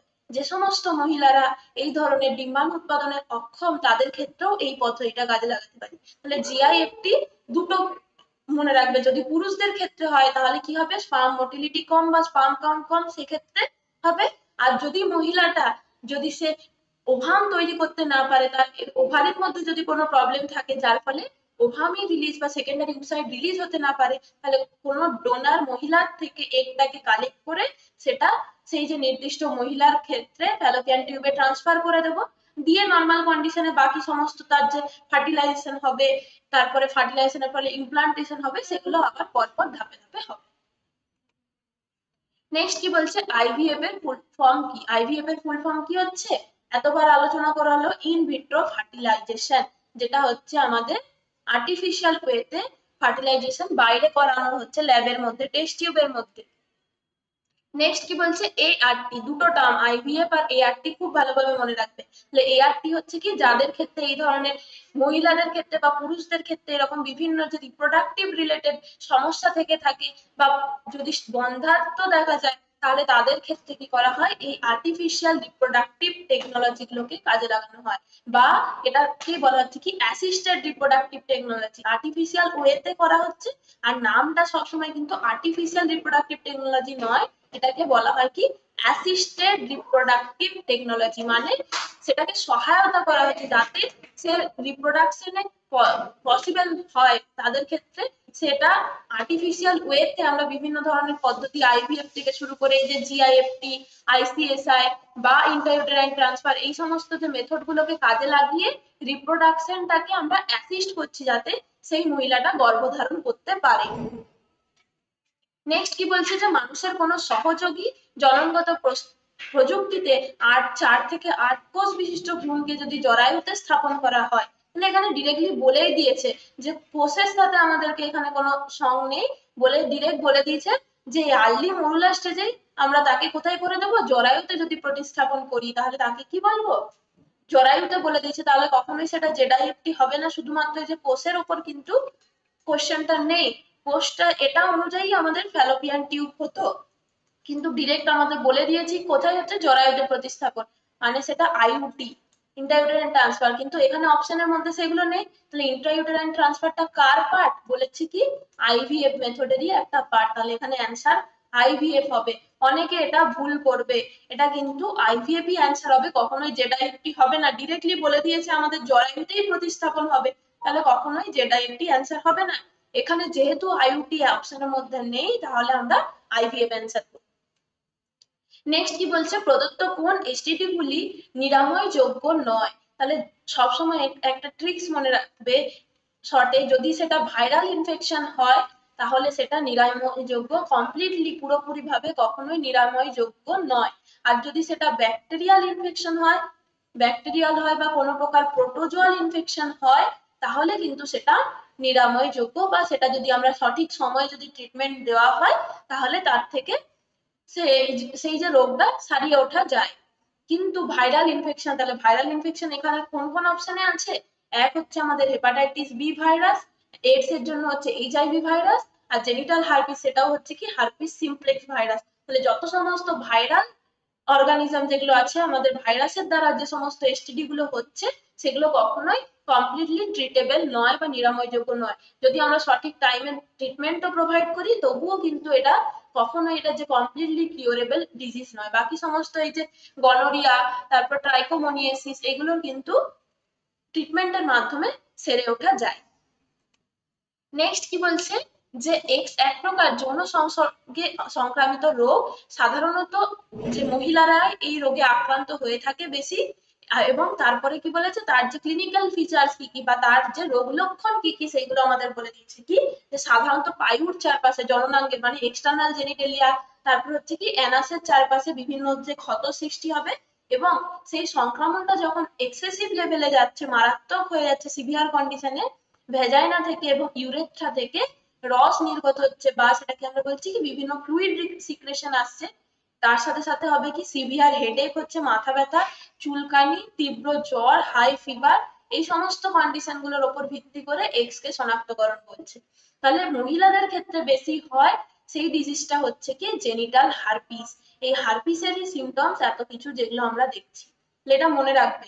যেখানেই বলবে কি যে জ্বর আছে, জ্বরের সাথে হচ্ছে তীব্র মাথা ব্যথা, সেটা হারপিসের সিমটমস। কারণ কি ইজিলি কিভাবে মনে রাখবে বলতো, এটা একটা ভাইরাল ইনফেকশন, তাহলে কমন কোল্ড সেটাও একটা কি ভাইরাল ইনফেকশন, তাহলে কমন কোল্ডের সময় আমাদের কি হয়, মাথা ব্যথা জ্বর আসে। তাহলে ভাইরাল ইনফেকশনের যে সিমটমস গুলো, মাথা ব্যথা জ্বর, এই দুটো সিমটমস যদি আমাদের কোনো কোশ্চেনে দিয়ে দেয়, তাহলে সেটা সবসময় কি হবে, হয় হেপাটাইটিস বি বা এইডস বা হচ্ছে জেনিটাল হার্পিস, যে কোনো ভাইরাল ইনফেকশনের সিমটমস হবে। আর বাকি সমস্ত এই যে কমন সিমটমস, এগুলো যে ক্ষত তৈরি হচ্ছে বা এইগুলো, বাকি সমস্ত সিমটমস গুলো কিন্তু আমরা এই যে সিফিলিস, গনোরিয়া, এগুলোর ক্ষেত্রে কম বেশি পেতে পারি। তাহলে এটা ক্লিয়ার আশা করছি। নেক্সট কি বলছে, প্রদত্ত কোন এসটিডি আক্রান্ত মাতৃদেহের প্লাজেন্টা থেকে ভ্রূণের দেহে সংক্রামিত হয়। তাহলে প্লাজেন্টার থ্রুতে যদি মাতৃদেহ বা মা যদি সংক্রামিত হয়ে থাকে, তাহলে সেটা ভ্রূণের দেহে যেতে পারে। সমস্তগুলো এখানে যতগুলো দেখছি, এইডস থেকে শুরু করে হেপাটাইটিস বি, সিফিলিস, সবকটাই কিন্তু আমাদের প্লাজেন্টার মাধ্যমে ট্রান্সফার হতে পারে। যদি গর্ভাবস্থা থাকাকালীন মা যদি এই সমস্ত রোগগুলোতে সংক্রামিত হয়ে থাকে, তাহলে সেগুলো ইজিলি কিন্তু প্লাজেন্টার থ্রুতে যেতে পারে। নেক্সট কি বলছে, যে কৃত্রিম ইনসেমিনেশন পদ্ধতিতে স্ত্রী দেহের অভ্যন্তরে সিমেনের প্রবেশ ঘটানো হয়। ঠিক আছে, তাহলে ইনসেমিনেশন মানে ন্যাচারাল যদি পদ্ধতি বলতাম তখনও কি, যে স্ত্রী দেহের অভ্যন্তরে সিমেনের প্রবেশ, আর সেটাকে যদি আমরা আর্টিফিশিয়াল ওয়েতে করি সেম জিনিস, তাহলে এটা ঠিক আছে। এবং এই প্রযুক্তি সেই ক্ষেত্রেই প্রয়োগ করা হয় যেখানে শুক্রাণু, পুরুষ দেহে কম শুক্রাণু উৎপাদন ঘটে, যেটাকে বলছি অলিগোস্পার্মিয়া। তাহলে দুটোই ঠিক আছে। তাহলে ডিরেক্টলি আমরা কৃত্রিম ভাবে ইনসেমিনেশন করছি কোথায়, একদম যদি আমরা যে গ্যামেট ইন্ট্রাফ্যালোপিয়ান ট্রান্সফার ফ্যালোপিয়ান টিউবে গিয়ে দিচ্ছি, বা হচ্ছে কি ডিরেক্টলি যে সেকেন্ডারি উসাইটের সাইটোপ্লাজমের মধ্যে আমরা স্পার্মকে ইনজেক্ট করে দিচ্ছি, সেই সমস্তগুলো হচ্ছে কি কৃত্রিম ইনসেমিনেশন, বা হচ্ছে কি ডিরেক্ট ইউটেরাসের মধ্যে ইনসেমিনেশন ঘটানো হচ্ছে, সমস্তগুলোই হচ্ছে কখন করব, যদি পুরুষদের ক্ষেত্রে যে স্পার্ম কাউন্টটা অনেক লো থাকে, স্পার্মের সংখ্যা কম থাকে সেই সমস্ত ক্ষেত্রে, তাহলে দুটোই সঠিক হবে এবং এক্সপ্লানেশনটাও কি আছে, ঠিক আছে। অপশন কি হবে, এ কারেক্ট। নেক্সট কি বলছে, মহিলাদের ক্ষেত্রে যে মৌখিক জন্ম নিরোধক বা গর্ভ নিরোধক দেওয়া হয় কোনটি নিয়ন্ত্রণের জন্য। তাহলে মেন বললাম কি, এই যে ওসিপি গুলোর মেন ফাংশন বা প্রাইমারি ফাংশন যদি বলা হয়, সেটা হচ্ছে কি ওভুলেশনকে প্রিভেন্ট করা, ডিম্বাণু উৎপাদন বা উজেনেসিস এটাকে প্রিভেন্ট করবে। এফএসএইচ আর এলএইচ দুটোকেই লো করে দিচ্ছে, তার ফলে কি হচ্ছে, ফলিকুলার গ্রোথটাকেও যেমন প্রিভেন্ট করছে, তার সাথে সাথে যদি ফলিকুলার গ্রোথ হয়েও থাকে, ফার্দার যে এলএইচটা যেহেতু কমে যাচ্ছে, ওভুলেশনটাকে প্রিভেন্ট করবে। বোথ এই দুটো ফাংশন করবে মেন। বাকি সমস্তগুলো এই যে রোপণে এন্ডোমেট্রিয়াল কন্ডিশনটাকে চেঞ্জ করছে যাতে ইমপ্লান্টেশন হবে না, এই সমস্তগুলো হবে। তার সাথে হচ্ছে কি সার্ভাইকাল মিউকাস তৈরি করবে, শুক্রাণুর প্রবেশে বাধা দেবে, এই কন্ডিশন গুলো হবে। কিন্তু যখন সবগুলো অপশন থাকবে এবং ক্যাটাগরি 1 এর কোশ্চেন হবে, তাহলে প্রাইমারি ফাংশন যেহেতু আমাদের ডিম্বাণু উৎপাদনকে প্রতিরোধ করে, এটাই হবে। নেক্সট কি বলছে, আইইউসিডির উদাহরণ, আইইউসিডির পুরো ফুল ফর্ম বা পুরোটা কি বলা হচ্ছে। তাহলে ইন্ট্রা ইউটেরাইন কন্ট্রাসেপটিভ ডিভাইসেস, কখনোই কিন্তু ইন্ট্রা ইউটেরাইন কপার ডিভাইস নয়। তাহলে কপার ছাড়াও আমরা কি দেখলাম, বিভিন্ন হরমোন কন্টেনিং আছে, কিছু কিছু নন মেডিকেটেড আছে। তাহলে ইন্ট্রা ইউটেরাইন কন্ট্রাসেপটিভ ডিভাইস হবে, কখনোই সেটা শুধুমাত্র ইন্ট্রা ইউটেরাইন কপার ডিভাইস হবে না। নেক্সট কি বলছে, আমাদের যে জন্ম নিরোধন নিয়ন্ত্রণের জন্য কোনটি বাধাদায়ক পদ্ধতি। তাহলে বাধাদায়ক পদ্ধতির কি কি উদাহরণ আমরা আগেই বলেছি, তাহলে এখানের মধ্যে কোনটা হবে, কন্ডোম, অপশন সি। নেক্সট কি বলছে, ল্যাকটেশনাল অ্যামেনোরিয়া সর্বোচ্চ কত মাস পর্যন্ত সক্রিয় থাকে। তাহলে ল্যাকটেশনাল অ্যামেনোরিয়া মানে কি, যদি একজন মা সন্তান জন্ম দিল, তার পরবর্তীতে মোটামুটি কত 6 মাস পর্যন্ত ধরা হয়, যে টাইমে মা শুধু বুকের দুধ, শুধুমাত্র বাচ্চা মায়ের বুকের দুধ পান করছে, সেই টাইমে কি হচ্ছে, যেহেতু প্রোল্যাকটিন হরমোনটা অনেক বেশি পরিমাণে হাই থাকে বডিতে, সেই প্রোল্যাকটিন হরমোন কি করে, এলএইচ এফএসএইচ এই দুটো হরমোনকে দমিয়ে রাখে বা সাপ্রেস করে রাখে, তার ফলে ওভুলেশন হবে না। ওভুলেশন না হওয়া মানে কি, অ্যামেনোরিয়া কন্ডিশন দেখা যাবে, মেনস্ট্রুয়েশন বন্ধ থাকছে এই পুরো পিরিয়ডটা ধরে। তাহলে এটা কি বলা হচ্ছে, যেহেতু সেই টাইমে মা বুকের দুধ পান করাচ্ছে শিশুকে, তাই তার নামটা হচ্ছে কি ল্যাকটেশনাল অ্যামেনোরিয়া। নেক্সট কি বলছে, লিপিস লুপ। লিপিস লুপ হলো কি একটা, লিপিস লুপের যে স্ট্রাকচার বললাম, এরকম স্ট্রাকচার, এস আকৃতির, এরকম দুটো থ্রেড। তাহলে এটা হচ্ছে কি নন মেডিকেটেড, কোনো প্রকার যে কপারও থাকছে না, কোনো প্রকার মেডিকেটেড থাকছে না, শুধুমাত্র একটা ইন্ট্রাইউটেরাইন ডিভাইস হিসেবে এটা কাজ করে, নন মেডিকেটেড ইন্ট্রাইউটেরাইন ডিভাইসের উদাহরণ। নেক্সট কি বলছে, প্রদত্ত কোন তথ্যটি ভ্যাসেকটমির ক্ষেত্রে প্রযোজ্য নয়। তাহলে ভ্যাসেকটমির ক্ষেত্রে কি হচ্ছে, স্থায়ী বন্ধ্যাত্বকরণ পদ্ধতি ঠিক আছে, ভাঁজ ডিফারেন্সিয়াকে কেটে বেঁধে দেওয়া হয়, এটাও ঠিক আছে, কোনো শুক্রাণুই এপিডিডাইমিসে পৌঁছাতে পারে না, এটাই ভুল আছে। কোনটি প্রযোজ্য নয় এটাই বলেছে। তাহলে প্রথমে যখন টেস্টিস থেকে স্টার্ট হচ্ছে, টেস্টিসের পরে কি আসছে, এপিডিডাইমিস, তাহলে এপিডিডাইমিসের পরে শুরু হচ্ছে ভাঁজ ডিফারেন্স, এপিডিডাইমিসের পরে আসছে কি ভাঁজ ডিফারেন্স, তাহলে ভ্যাসেকটমি মানে কি এই জায়গাতে কেটে দেওয়া হলো। তাহলে এপিডিডাইমিসে তো অলরেডি এখান থেকে টেস্টিস থেকে শুক্রাণু এসছে, এই জায়গাতে কোনো প্রকার বাধা নেই। ফার্দার হচ্ছে কি ভাঁজ ডিফারেন্সের পরে সেটা ইজাকুলেটরি ডাক্টে আর স্পার্ম যেতে পারছে না, সেটাকে বাধা দিবে। তাহলে তখন কি হবে, সিমেন তো আউট হবে, কিন্তু সেই সিমেনের মধ্যে কি থাকবে না, কোনো প্রকার শুক্রাণু থাকবে না, যেহেতু বাধা হয়ে গেছে কোথায়, ভাঁজ ডিফারেন্সে অলরেডি স্পার্মটা ওই জায়গাতে আটকে যাচ্ছে। তাহলে যে পরবর্তীতে যে সিমেন্টটা রিলিজ হচ্ছে, সেখানে শুধুমাত্র সেমিনাল ফ্লুইড, প্রস্টেটিক ফ্লুইড, তারপর হচ্ছে বাল্বোইরেথ্রাল গ্ল্যান্ডের সিক্রেশন, ওইগুলোই থাকবে, কোনো প্রকার শুক্রাণু কিন্তু এখানে প্রেজেন্ট থাকবে না। তাহলে এটা কি হলো, অপশন বি কারেক্ট। এই কোশ্চেনটাও কিন্তু খুবই গুরুত্বপূর্ণ। নেক্সট কি বলেছে, আমাদের স্তম্ভ মেলানোর কোশ্চেন এসছে একটা, দেখি কি বলছে, যে ভ্যাসেকটমি। তাহলে ভ্যাসেকটমিতে কি হচ্ছে, এটা একটা শল্য চিকিৎসাজাত পদ্ধতি বলতে পারি, বা একটা মাইনর একটা অপারেটিভ প্রসিডিওর, যেখানে শুধুমাত্র একটা স্মল কাট দেওয়া হয়, এই যে স্ক্রোটাম স্যাক বা স্ক্রোটাম থলির মধ্যে একটা ছোট কাট দিয়ে সেই জায়গাতে ওই যে ভাঁজ ডিফারেন্সের জায়গাটাকে কেটে দুপ্রান্ত থেকে বেঁধে দেওয়া হয়। তাহলে এটা একটা অপারেটিভ প্রসিডিওর বা শল্য চিকিৎসাজাত পদ্ধতি। নেক্সট কি বলছে, কয়টাস ইন্টারেপ্টাস। এই কয়টাস ইন্টারেপ্টাস হচ্ছে কি একটা ন্যাচারাল পদ্ধতি। এই পদ্ধতিতে কি করা হয়, যখন যে যৌন মিলনের টাইমে কয়টাস ইন্টারেপ্টাসে কি করা হবে, যে পুরুষ যে আছে সে কি করছে না, যে পেনিসের থ্রুতে যখন সিমেন্টটা ইজাকুলেশনের আগেই সে কি করবে, উইথড্র করে নেবে। এটা একটা উইথড্র মেথড বলতে পারি, যে ফিমেল রিপ্রোডাক্টিভ ট্র্যাক্টের থেকে যদি উইথড্র করে নেয় বিফোর ইজাকুলেশন বা বিফোর ইনসেমিনেশনের আগেই কি করা হচ্ছে, যদি পেনিসকে উইথড্র করে নেওয়া হয় তাকে কি বলা হচ্ছে, কয়টাস ইন্টারেপ্টাস। আর কি বলেছে, সার্ভাইকাল ক্যাপ, তাহলে এটা আমরা অলরেডি আলোচনা করেছি কি বাধাদায়ক পদ্ধতি। আর সহেলি হচ্ছে কি একটা নন স্টেরয়েডাল ওরাল কন্ট্রাসেপটিভ। তাহলে অপশন কোনটা কোনটা হচ্ছে, এর 3 কোনটা হবে, দেখো সবাই, এর 3, বি এর 4, সি এর হচ্ছে কি 1, এর 3, বি এর 4, সি এর 1, এর 3, বি এর 4, সি এর সরি সি এর 2, ডি এর মানে এটা অপশন বি। অপশন কি হচ্ছে বি। তাহলে এই কোশ্চেন গুলো আশা করছি কেউ ভুল করবে না, সবাই ইজি কোশ্চেন এই চ্যাপ্টার থেকে এগুলো করে আসতে পারবে এক্সামে।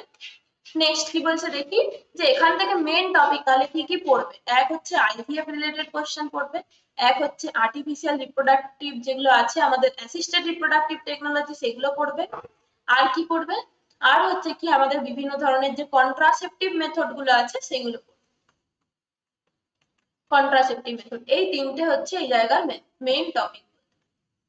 এইগুলো থেকেই কোশ্চেন আছে, এই তিনটে টপিককে যদি কভার করে নাও এই চ্যাপ্টারে, তাহলে এখান থেকে ম্যাক্সিমাম কোশ্চেন কিন্তু পেয়ে যাবে। তাহলে নেক্সট আমরা এখানে কি বলেছে, যে এআইএফটি তে ডিম্বাণু এবং শুক্রাণু নিষেধ ঘটে কোথায়। তাহলে জিআইএফটি তে কি করছি, হয় ডিম্বাণু ডোনার থেকে নিচ্ছি বা শুক্রাণুকে আমরা ডিরেক্টলি একজন মহিলার ফ্যালোপিয়ান টিউবে ট্রান্সফার করছি। তাহলে নিষেধটা কোথায় হবে, নিষেধটা ফ্যালোপিয়ান টিউবের মধ্যে গিয়েই হবে, কখনোই হচ্ছে কিনা কালচার মিডিয়ামে। এই কালচার মিডিয়ামে কখন হবে, আইভিএফ এর টাইমে হবে। আর যদি বলতাম আমরা গ্যামেটটাকে যদি ইন্ট্রাফ্যালোপিয়ান ট্রান্সফারের জায়গায় যদি ইন্ট্রাইউটেরাইনে ট্রান্সফার করা হতো, কিন্তু এটা এই পদ্ধতিটা সাধারণত ইউজ হয় না কোথাও, শুধুমাত্র যদি গ্যামেট ট্রান্সফার হয় গ্যামেটকে ডিরেক্ট আমরা ফ্যালোপিয়ান টিউবেই ট্রান্সফার করি এই এআরটি মাধ্যমে। নেক্সট কি বলছে, এক দম্পতির ক্ষেত্রে যে পুরুষের শুক্রাণু উৎপাদন খুব কম, তাহলে তার ক্ষেত্রে কোন পদ্ধতি নিষেকের জন্য উপযোগী হবে। মানে কি বললাম, যে অলিগোস্পার্মিয়া কন্ডিশন আছে, স্পার্ম কাউন্ট অনেক লো, তাহলে সেক্ষেত্রে কি করতে হবে, সেক্ষেত্রে যে কন্ডিশনটা হবে কি, gamete intracytoplasmic Fallopian transfer, gamete intracytoplasmic sperm injection, কৃত্রিম ইনসেমিনেশন, না হচ্ছে কি ইন্ট্রাইউটেরাইন ট্রান্সফার। তাহলে যদি একদম লো, খুব কম বলেছে মানে কি ভেরি লো যদি হয়, তাহলে আমরা ডিরেক্ট সেটা হচ্ছে কি সাইটোপ্লাজমের মধ্যে যে সেকেন্ডারি উসাইটের সাইটোপ্লাজম সেখানে ডিরেক্টলি স্পার্মটাকে ইনজেক্ট করে দেব। এটাও হচ্ছে কি যে ল্যাবরেটরি কন্ডিশনে হয়, এটাও কোথায় হচ্ছে ল্যাবরেটরি কন্ডিশনে। আমরা প্রথমে হচ্ছে যে ওভামটাকে কালেক্ট করলাম, স্পার্মটাকে কালেক্ট করলাম, দিয়ে স্পার্মটাকে ডিরেক্টলি সেই ওভামের মধ্যে, বা ওভাম তো থাকছে না সেকেন্ডারি উসাইট, তো সেই সেকেন্ডারি উসাইটের সাইটোপ্লাজমের মধ্যে ডিরেক্টলি ইনজেক্ট করে দেওয়া হবে যখন স্পার্ম কাউন্ট খুবই কম, একদমই নগণ্য যখন, তখন এটা করা হবে। আর যদি বলা হয় যে লো, কম আছে কিন্তু মোটামুটি একটা অ্যামাউন্টে, কম অ্যামাউন্টে থাকলেও আছে, তখন আমরা জিআইএফটি করি। যে ন্যাচারাল ভাবে সে নিষেক সম্পন্ন করতে পারবে, স্পার্ম কাউন্ট যদি কিছুটা কম থাকে নর্মালের চেয়ে, তখন আমরা জিআইএফটি করতে পারি। কিন্তু যদি ভেরি লো, যদি খুব কম বলে দেয়, তাহলে সবসময় এই অপশনটা করবে কি আইসিএসআই। এটা আশা করছি ক্লিয়ার, কখন জিআইএফটি করতে হবে আর কখন আইসিএসআই করতে হবে। যদি বলে very low, very very low, এই যে খুব যদি বলে দেয় এই টার্মটা, একটা মাত্র টার্ম কি করতে পারে, কোশ্চেনের অ্যান্সার চেঞ্জ করে দিতে পারে। যদি খুব কম বলে তাহলে আইসিএসআই, যদি বলে শুধুমাত্র যে শুক্রাণু উৎপাদন কম হয় বা স্পার্মের মোটিলিটি কম আছে, তখন কি করব, জিআইএফটি করব। নেক্সট কি বলছে, যে আইভিএফ সংক্রান্ত পদ্ধতিগুলিতে ক্রমানুসরণে সাজাতে হচ্ছে, তার মানে কি ইনভিট্রো ফার্টিলাইজেশনের প্রসেসটাতে স্টেপ বাই স্টেপ কি হবে সেটা জানতে চেয়েছে। তাহলে স্টেপ বাই স্টেপে কি হবে, সবার প্রথমে আমাদেরকে কি করতে হবে, ডিম্বাশয়কে উদ্দীপিতকরণ করতে হবে, মানে বিভিন্ন প্রকার হরমোনাল ইনজেকশন প্রয়োগ করা হয়, তারপরে কি করা হচ্ছে, এই যে ডিম্বাশয়কে উদ্দীপিত করে ওভুলেশন করানো হবে। তাহলে কৃত্রিম ভাবে আমরা বিভিন্ন প্রকার হরমোনাল ইনজেকশন দেওয়া হচ্ছে, হরমোনাল ট্যাবলেট দেওয়া হচ্ছে, সেগুলোকে প্রয়োগ করে কি করা হচ্ছে, ওভুলেশন করানো হচ্ছে। তাহলে ওভুলেশন, কৃত্রিম ভাবে ওভুলেশন করানো হলো, তারপরে কি করা হবে, ওভুলেশন করানোর পরে এই যে ওভামটাকে কালেক্ট করে নেবো আমরা, স্ত্রী দেহ থেকে ওভামটাকে কালেক্ট করলাম, আর কি করব, পুরুষ দেহ থেকে শুক্রাণু বা স্পার্মটাকে কালেক্ট করব, দিয়ে স্পার্মটাকে কালেক্ট করার পরে কি করছি, যে ওই যে নির্দিষ্ট যে সিমেন্টটা কালেক্ট করলাম তার মধ্যে তো প্রচুর পরিমাণে স্পার্ম আছে, তাহলে নির্দিষ্ট কিছু স্পার্মকে আমরা চিহ্নিত করছি যেগুলোর হচ্ছে কি ভায়াবিলিটি বেশি আছে, যে স্পার্মটার মধ্যে সমস্ত প্রকার আমাদের যে ক্রোমোসোমাল স্ট্রাকচার থেকে শুরু করে সেই স্পার্মটার কন্ডিশন ক্যারেক্টারিস্টিক যেটা ভালো সেইগুলোকে আমরা কি করব, নির্বাচন করছি, বা স্পার্মটাকে কি বলা হচ্ছে, প্রস্তুতকরণ করা হচ্ছে। সেই স্পার্মের প্রস্তুতকরণ করা হলো সেকেন্ড স্টেপ। তারপরে কি করা হবে, ইনভিট্রো গর্ভধারণ করা হচ্ছে, মানে কি যে যে স্পার্মটাকে আমরা প্রস্তুত করেছি সেই স্পার্মটার সাথে সেই কালেক্টেড ওভামটার মিলন ঘটানো হচ্ছে। তারপরে কি হচ্ছে, আর্টিফিশিয়াল যখনই এই যে জাইগোটটা তৈরি হলো সেই জাইগোটটা বা ভ্রূণটাকে আমরা স্থানান্তরকরণ করব। তার মানে কি প্রথমে চার হবে, দিয়ে চারের পরে আমরা ওভাম তৈরি করে ওভামটাকে কালেক্ট করলাম, স্পার্মটাকে প্রস্তুত করলাম। এই দুটো প্রসেস বলতে পারি আমরা সাইমালটেনিয়াস হয়, একই টাইমে হতে পারে, স্পার্মটাকে প্রস্তুত করছি আর এক সাইডে ওভামকে কালেক্ট করছি। তারপরে হচ্ছে কি, তার মানে দুই, তারপরে হচ্ছে কি তিন, এবং এট লাস্ট হবে কি আমাদের ভ্রূণটাকে আমরা হয় ফ্যালোপিয়ান টিউবে বা জরায়ুতে স্থানান্তর করে দেবো। তাহলে অপশন কোনটা হচ্ছে, 4 2 3 1, অপশন এ। নেক্সট কি বলছে, যদি কোনো পুরুষের অলিগোস্পার্মিয়া বা অ্যাজোস্পার্মিয়া থাকে তাহলে সেক্ষেত্রে ডোনারের স্পার্ম ব্যবহার করে ওই ব্যক্তি সন্তান ধারণ করতে সক্ষম হলে ওই পদ্ধতিকে কি বলে। তাহলে অ্যাজোস্পার্মিয়া মানে কি, সিমেনের মধ্যে কোনো স্পার্ম নেই, সিমেনের মধ্যে যদি স্পার্মই না থাকে তাহলে কি হচ্ছে, নর্মাল ভাবে সে কখনোই নিষেক সম্পন্ন করতে পারবে না।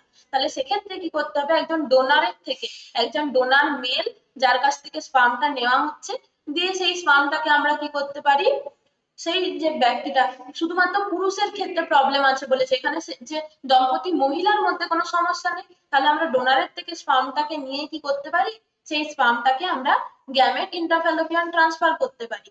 যেহেতু মহিলাটার কোনো সমস্যা নেই, মানে মহিলাটার ওভাম নর্মালি রিলিজ হচ্ছে, তার ফ্যালোপিয়ান টিউবও ঠিকঠাক আছে, মানে নর্মাল কন্ডিশনে ফার্টিলাইজেশন হতে পারবে, এবং তার জরায়ুর কন্ডিশনও ঠিক আছে, মানে কি সে নর্মাল ভাবে ইমপ্লান্টেশন এবং গর্ভধারণ করতে পারবে। তাহলে তার ক্ষেত্রে আমাদের আইভিএফ এর দরকার নেই, শুধুমাত্র সেই ডোনার স্পার্মটাকে নিয়ে আমরা কি করব, ফ্যালোপিয়ান টিউবে ট্রান্সফার করে দেবো। অপশন কি হবে, এ। নেক্সট কি বলছে, নিচের কোন রোগটি যৌন সংসর্গের মাধ্যমে বিস্তার লাভ করতে পারে। তাহলে কোভিড-19 হবে না, টাইফয়েড হবে না, কি বললাম আমরা, যৌন সংসর্গের মাধ্যমে হেপাটাইটিস বি সি এগুলো ট্রান্সফার হতে পারে। বাকি সমস্ত কোভিড-19 জানি কি আমরা ড্রপলেট ইনফেকশন, বিভিন্ন যে আমাদের মিউকাস সিক্রেশন থেকে শুরু করে যে কাফের মাধ্যমে, যে থুতুর মাধ্যমে, এগুলোর মাধ্যমে ছড়াতে পারে। এটা হচ্ছে কি ড্রপলেটের মাধ্যমে ছড়ায় জানি। টাইফয়েডটা হচ্ছে কি ওয়াটারের জন্য হতে পারে, ফুডের জন্য হতে পারে, ফিকো ওরাল রুটে ট্রান্সফার হয়। কলেরাটাও সেম, ওয়াটার যদি দূষিত ওয়াটার বা ফুড খায় সেখান থেকে কলেরা, টাইফয়েড এগুলো হতে পারে। নেক্সট কি বলছে, যে কোন এসটিডি দ্বারা অনাক্রম্যতা তন্ত্র ধ্বংস হয়ে যায়। অনাক্রম্যতা তন্ত্র ধ্বংস হয় মানে কি, আমাদের যে পুরোপুরি ভাবে ইমিউন সিস্টেমটাকে নষ্ট করে দিচ্ছে। বডির যে ইমিউন সিস্টেম কি কাজ করে, কোনো প্রকার যে এক্সটার্নাল ইনফেকশনের হাত থেকে আমাদেরকে প্রিভেন্ট করে। কিন্তু কি হবে, কেউ যদি এডসে আক্রান্ত হয় তার ক্ষেত্রে অপরচুনিস্টিক ইনফেকশন, মানে বিভিন্ন প্রকার যে চারপাশে যত সমস্ত এনভায়রনমেন্টাল ইনফেকশন গুলো আছে সেগুলো ইজিলি সেই ব্যক্তিকে আক্রান্ত করতে পারবে, তার ক্ষেত্রে ইমিউন সিস্টেমটা একবারে নষ্ট হয়ে যায়। তাহলে সেটা অপশন কি হচ্ছে, সি কারেক্ট। নেক্সট কি বলেছে আমাদের 58 এর কোশ্চেন, যে এইডস সম্পর্কিত কোন বিবৃতিগুলি সঠিক। এইডস এক প্রকার ব্যাকটেরিয়া ঘটিত রোগ, হবে না, সবার প্রথমে একটা বড় ভুল। এইডস বলেছি কি এইচআইভি ভাইরাসের জন্য হয়, তার মানে কি সেটা ভাইরাসের জন্য হবে। নেক্সট কি বলেছে, অসুরক্ষিত যৌন মিলন আক্রান্ত রোগীর যদি ব্যবহৃত ব্লেড বা অপরিশোধিত সিরিঞ্জ এগুলোর মাধ্যমে হতে পারে, বলেছি direct blood contact, sexual contact, এই দুটো মেথড মনে রাখবে। আর কি হচ্ছে, ওয়াইডাল টেস্টের মাধ্যমে এইডস নির্ণয় করা যায়, এটা কি হবে, এটা কখনোই হবে না। সবাই বলো তো দেখি একটুখানি কমেন্ট সেকশনে, ওয়াইডাল টেস্ট কোন রোগের জন্য নির্ণয়কারী আমাদের একটা টেস্ট হিসেবে কাজ করে। এডস এর ক্ষেত্রে তো কোনোভাবেই হবে না, এডস এর ক্ষেত্রে আমরা দুটোই পড়লাম, কি এলাইজা আর একটা ওয়েস্টার্ন ব্লট, তাহলে এটা হবে না অপশন। বাকি বলেছে কি এডস রোগে আক্রান্ত ব্যক্তির লিম্ফোসাইট কোষগুলি ধ্বংস হওয়ার ফলে রোগ প্রতিরোধ ক্ষমতা নষ্ট হয়ে যায়, ঠিক আছে। টি লিম্ফোসাইট, এখানটা টি লিম্ফোসাইট হবে। তাহলে টি লিম্ফোসাইট কোষগুলি ধ্বংস হয়ে যায় পুরোপুরি ভাবে, যে T helper T cell CD4 cell কাউন্টটা কি হয়ে যায়, কমে যায় আস্তে আস্তে। তার ফলে হচ্ছে কি আমাদের যে অনাক্রম্যতা তন্ত্রটা নষ্ট হয়। এরপরে কি বলেছে, জিডোভুডিন ল্যামিবুডিন এই সমস্ত যে ওষুধগুলো, এগুলো এইডস এর ট্রিটমেন্ট হয়, এটাও ঠিক আছে। কারণ কি, এই যে ওষুধগুলোকে কি বলা হয়, anti retroviral treatment, ART therapy বলা হয়, অ্যান্টি রেট্রোভাইরাল থেরাপি,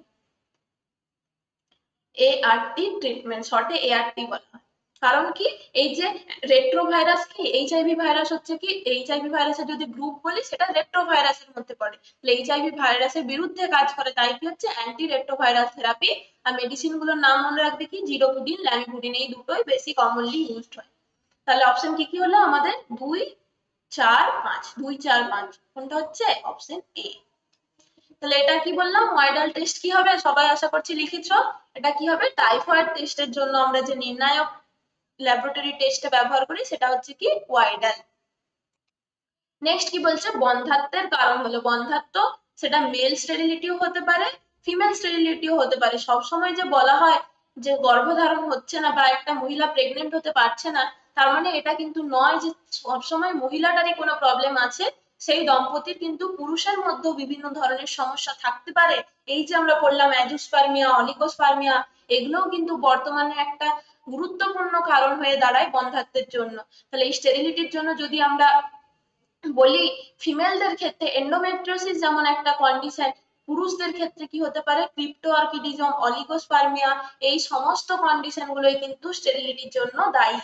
তাহলে বন্ধ্যাত্ব এখানে ডিরেক্টলি বলে দেয়নি স্ত্রী দেহ বা পুরুষ দেহ, তার মানে কি সব অপশন গুলোই আমরা করবো। ক্রিপ্টোআর্কিডিজম মানে অলরেডি আমরা জানি, মানে টেস্টিসটা ডিসেন্ডই করেনি, তাহলে কি করে নর্মাল যে অ্যাবডোমিনাল ক্যাভিটির মধ্যে থাকলে স্পার্ম প্রোডাকশনটা সেরকম ভাবে হচ্ছে না, আর স্পার্ম গুলো এতটা ভালো ভায়াবেলও থাকছে না। তার সাথে অলিগোস্পার্মিয়া একটা কন্ডিশন বললাম। আরেকটা কন্ডিশন কি, এন্ডোমেট্রিওসিস, এই টার্মটা হয়তো অনেকে নতুন পড়বে। এটা কি, যে এই যে জরায়ু বলছি, এন্ডোমেট্রিয়াম লেয়ারটা কি হয়ে যায়, অস্বাভাবিক ভাবে একটা ওই লেয়ারটা ইনফ্লামেশন হয়ে যায়, যার ফলে ওই জায়গাতে কোনোভাবে ভ্রূণ রোপণের মতো কন্ডিশন তো থাকে না। তাহলে সেক্ষেত্রে কি হবে, সেই মহিলাটা নর্মালি যে ভ্রূণ গর্ভধারণ করতে অক্ষম হয়। এন্ডোমেট্রিওসিস মানে মনে রাখবে, এন্ডোমেট্রিয়াম লেয়ারের ইনফ্লামেশনকেই বলা হচ্ছে এন্ডোমেট্রিওসিস। নেক্সট কি বলছে, প্রদত্ত কোন রোগগুলির মধ্যে সংক্রমণে জননাঙ্গের উপর কোনো প্রভাব পড়ে না। তাহলে জননাঙ্গের উপর প্রভাব পড়ে না মানে কি, ডিরেক্টলি আমাদের যে জেনিটেলিয়া, এক্সটার্নাল জেনিটেলিয়াতে কোনো ক্ষত তৈরি হচ্ছে না, বা কোনো প্রকার এই ধরনের যে রস নির্গমন বা বাকি যে সমস্ত সিমটমস গুলো একটা কোশ্চেন আমরা পড়লাম না, ওইগুলো সেরকম কিছু থাকে না। শুধুমাত্র বডিতে একটা সিস্টেমিক এফেক্ট দেখাবে, মানে কি এই যে এইডস রোগটার জন্য দেখছি কি আমাদের রিপ্রোডাক্টিভ অর্গানের উপর সেরকম কিছু এফেক্ট নেই। কার উপর এফেক্ট আছে, এটা আমাদের বডির কি হচ্ছে, ইমিউন সিস্টেমে এফেক্ট করে, বিভিন্ন ধরনের যে রোগ সংক্রমণের উপর প্রভাব ফেলে। তাহলে এটা হচ্ছে কি আমাদের ডিরেক্টলি জননাঙ্গের উপর কোনো প্রভাব নেই। বাকি সমস্তগুলো সিফিলিস, গনোরিয়া, জেনিটাল ওয়ার্স, এগুলো কি হচ্ছে এক্সটার্নাল জেনিটালিয়া অর্গানে যেমন এফেক্ট করছে, তারপর হচ্ছে আমাদের যে ভেজাইনা, সার্ভিক্স, রিপ্রোডাক্টিভ ট্র্যাক্টটাকেও কি করছে, ইনফেক্ট করছে। নেক্সট কি বলছে, যোনি থেকে যদি দুর্গন্ধযুক্ত হরিদ্রাভ তরল ক্ষরণ এবং জ্বালাযুক্ত মূত্র ত্যাগ হয়, তাহলে এটা কোন কন্ডিশন। তাহলে যদি বলা হয় যে এখানে যে ডাইসিউরিয়া মানে জ্বালা থাকছে, ব্যথা যন্ত্রণা থাকছে, তার সাথে সাথে হচ্ছে কি এই ধরনের ইয়োলোইস সিক্রেশন হয়, যদি আমরা দেখি যে ভেজাইনা থেকে এরকম ইয়োলোইস হোয়াইটিস সিক্রেশন আসছে, তাহলে সেটা হচ্ছে কার, এটা হচ্ছে সমস্তটাই এই যে ট্রাইকোমোনিয়াসিসের উদাহরণ, বা সরি ট্রাইকোমোনিয়াসিসের রোগ লক্ষণ বলতে পারি। তাহলে এই কয়েকটা স্পেসিফিক আমাদেরকে ক্লিনিক্যাল ফিচার্স কিন্তু মনে রাখতে হবে। যদি বলে যে জ্বালাযুক্ত মূত্রত্যাগ, তার সাথে সাথে এই ধরনের কোনো প্রকার আমাদের যে ভ্যাজাইনাল সিক্রেশন, যেগুলো হচ্ছে সব থেকে মেন যেটা ট্রাইকোমোনিয়াসিস কি হচ্ছে, গন্ধযুক্ত একটা স্মেল থাকবে। এই যে সিক্রেশনটা পাচ্ছি আমরা ইয়োলোইস সিক্রেশন, তার মধ্যে অবশ্যই যদি স্মেল প্রেজেন্ট থাকে তাহলে সেটা বেশিরভাগ ক্ষেত্রে ডিনোট করে কাকে, ট্রাইকোমোনিয়াসিস। বাকি এই যে গনোরিয়া, সিফিলিস, এগুলোর ক্ষেত্রে এই ধরনের এই যে সিক্রেশনটা এত বেশি আমরা পাই না, স্মেলি সিক্রেশন এটার ক্ষেত্রে আসে না। শুধুমাত্র কি হয়, এক্সটার্নাল জেনিটেলিয়াতে বিভিন্ন ক্ষত সৃষ্টি হয়, কোথাও র্যাশ তৈরি হচ্ছে, এই ধরনের জেনিটাল ওয়ার্ডস গুলোতে কি হয়, যেরকম বলতে পারি ওয়ার্ড বা মোল যেরকম তৈরি হয় না, গায়ে যেরকম আঁচিল তৈরি হয়, সেই ওয়ার্ডের মতো স্ট্রাকচার ওই এক্সটার্নাল জেনিটেলিয়াতে তৈরি হয়ে যায়। তাহলে এইগুলো কয়েকটা উদাহরণ, মানে আমরা রোগ লক্ষণ গুলো কিন্তু একটুখানি দেখে রাখতে হবে। বাকি দেখে নিই আমরা পরের কোশ্চেন, যে কোনটি যৌন সংসর্গের ফলে সৃষ্ট নয়। তাহলে কোনটা হবে না, বাকি সবগুলো এতক্ষণ যতগুলো পড়েছি তার মধ্যে এই টার্মটা কোথাও আমরা পাইনি, তাহলে এটাই হবে না। অ্যামিবিয়াসিস বা ডিসেন্ট্রি যেটা, সেটা আমরা জানি কি এটা আমাদের যে ইন্টেস্টাইনকে এফেক্ট করে। ইন্টেস্টাইন মানে কি ক্ষুদ্রান্ত বৃহদান্ত, ওই জায়গাতে গিয়ে অ্যামিবিয়াসিস, এন্টামি বা হিস্টোলাইটিকার জন্য যে ইনফেকশন হয়, ইন্টেস্টাইনাল ইনফেকশন, যার ফলে কি হয় যে লুজ স্টুল, ডায়রিয়া, এই সমস্ত সিমটমস গুলো আমরা অ্যামিবিয়াসিসের ক্ষেত্রে পাই। ব্লাডি স্টুল, তারপরে হচ্ছে কি যে এই দীর্ঘ দিন ধরে মানে ডিসেন্ট্রিতে যদি এফেক্ট হয় তাহলে হচ্ছে কি পাতলা যে পায়খানা, তার সাথে সাথে কি থাকবে, সেই পায়খানার মধ্যে রক্তও কিন্তু বর্তমান থাকে বেশিরভাগ ক্ষেত্রে অ্যামিবিয়াসিসে। নেক্সট হলো কি সিফিলিসের নিশ্চয়ক পরীক্ষা কোনটি? তাহলে এইগুলো মনে রাখতে হবে। স্পেসিফিক টেস্ট কয়েকটা, যেমন হলো কি টাইফয়েডের ক্ষেত্রে আমরা পড়লাম, এইডস এর ক্ষেত্রে পড়লাম। আরেকটা টেস্ট যেটা বেশিরভাগ পরীক্ষাতে আসে, সিফিলিসের নিশ্চয়ক পরীক্ষা কি সেটা মনে রাখবে কি ভেনেরাল ডিজিজ, যেটা হচ্ছে কি আমাদের এই যে সিফিলিসের আরেকটা নাম হচ্ছে কি ভেনেরাল ডিজিজ, তার জন্য নামটা এসছে কি সিফিলিসের আরেকটা নাম ভেনেরাল ডিজিজ। তাহলে এই ভেনেরাল ডিজিজকে আমরা টেস্টিং করছি যে ল্যাবরেটরি কনফার্মেটরি টেস্ট, সেটার নাম হচ্ছে কি শর্টে বলা হয় ভিডিআরএল। অপশন কি হচ্ছে সি। নেক্সট কি বলছে সিডিআরএল লখনৌ, যেটা আমাদের সেন্ট্রাল ড্রাগ রিসার্চ ইনস্টিটিউট লখনৌতে যেটা অবস্থিত, সে কি করেছে কোন গর্ভনিরোধকটি তৈরি করে? এই সিডিআরএল লখনৌ সেটা হচ্ছে কি প্রথম আমাদের এই যে নন স্টেরয়েডাল কন্ট্রাসেপটিভ সহেলি, এটাকে কি করেছিল আবিষ্কার করেছিল, এবং এই যে গর্ভনিরোধক বড়িটা তৈরিও করে কার মাধ্যমে সিডিআরএ, এই যে ইনস্টিটিউটটা আছে এই সংস্থাটা করে কি এই সহেলি। এই সহেলিটা কি হচ্ছে সাধারণত আমরা যদি বিভিন্ন যে প্রাইভেট মেডিসিনের দোকানগুলোতে যদি কিনি তাহলে সহেলি ব্র্যান্ড নেমে পাওয়া যায়, কিন্তু সেটাই এই সেম কম্পোজিশন যদি আমরা গভর্নমেন্ট সাপ্লাই পাই, সেই গভর্নমেন্ট সাপ্লাইয়ের নামটা একটুখানি জেনে রাখবে। তোমাদের ক্ষেত্রে এতটা গুরুত্বপূর্ণ নয়, তবু জেনে রাখো যে সহেলি সেম কম্পোজিশন, নন স্টেরয়েডাল যে কম্পোজিশন, সেন্ট ক্রোমান বা এই যে সহেলির কম্পোজিশন যদি মনে রাখবে কি সেন্ট ক্রোমান বা অলম্যালক্সিফেন, এই সেন্ট ক্রোমান, এবং এটা গভর্নমেন্ট সাপ্লাই আরেকটা নাম ছায়া বলে পাওয়া যায়। ছায়া দুটোই হচ্ছে কি মেয়েদের নাম দেখছি আমরা, সহেলি আর গভর্নমেন্ট সাপ্লাই সেটার নাম হচ্ছে কি ছায়া। কম্পোজিশন সেম, দুটোরই সেম। যদি আমরা প্রাইভেটে দোকানে টাকা দিয়ে কিনে তাহলে সেটা হচ্ছে সহেলি নামে পাওয়া যায়, আর গভর্নমেন্ট বিভিন্ন যে হসপিটালে সাপ্লাই থাকে সেগুলো হচ্ছে কি ছায়া। নেক্সট কি বলছে কপার টি সংক্রান্ত কোন বক্তব্যটি সঠিক নয়? তাহলে কপার টি আমরা জানি কি জরায়ুর মধ্যে প্রতিস্থাপন করা হচ্ছে, শুক্রাণুর চলনে বাধা দেয়, এটা সঠিক বক্তব্য। ভ্রূণের রোপণে বাধা দেয়, যেহেতু অলরেডি সেটাকে আমরা ইমপ্ল্যান্ট করে দিচ্ছি কোথায়, যে জরায়ুর মধ্যে এই কপার টি গুলোকে প্রবেশ করানো হচ্ছে, তাহলে সেটা কি করে ওই যে এন্ডোমেট্রিয়াম লেয়ারে ইমপ্লান্টেশন প্রক্রিয়াটাকে বাধা দেয়।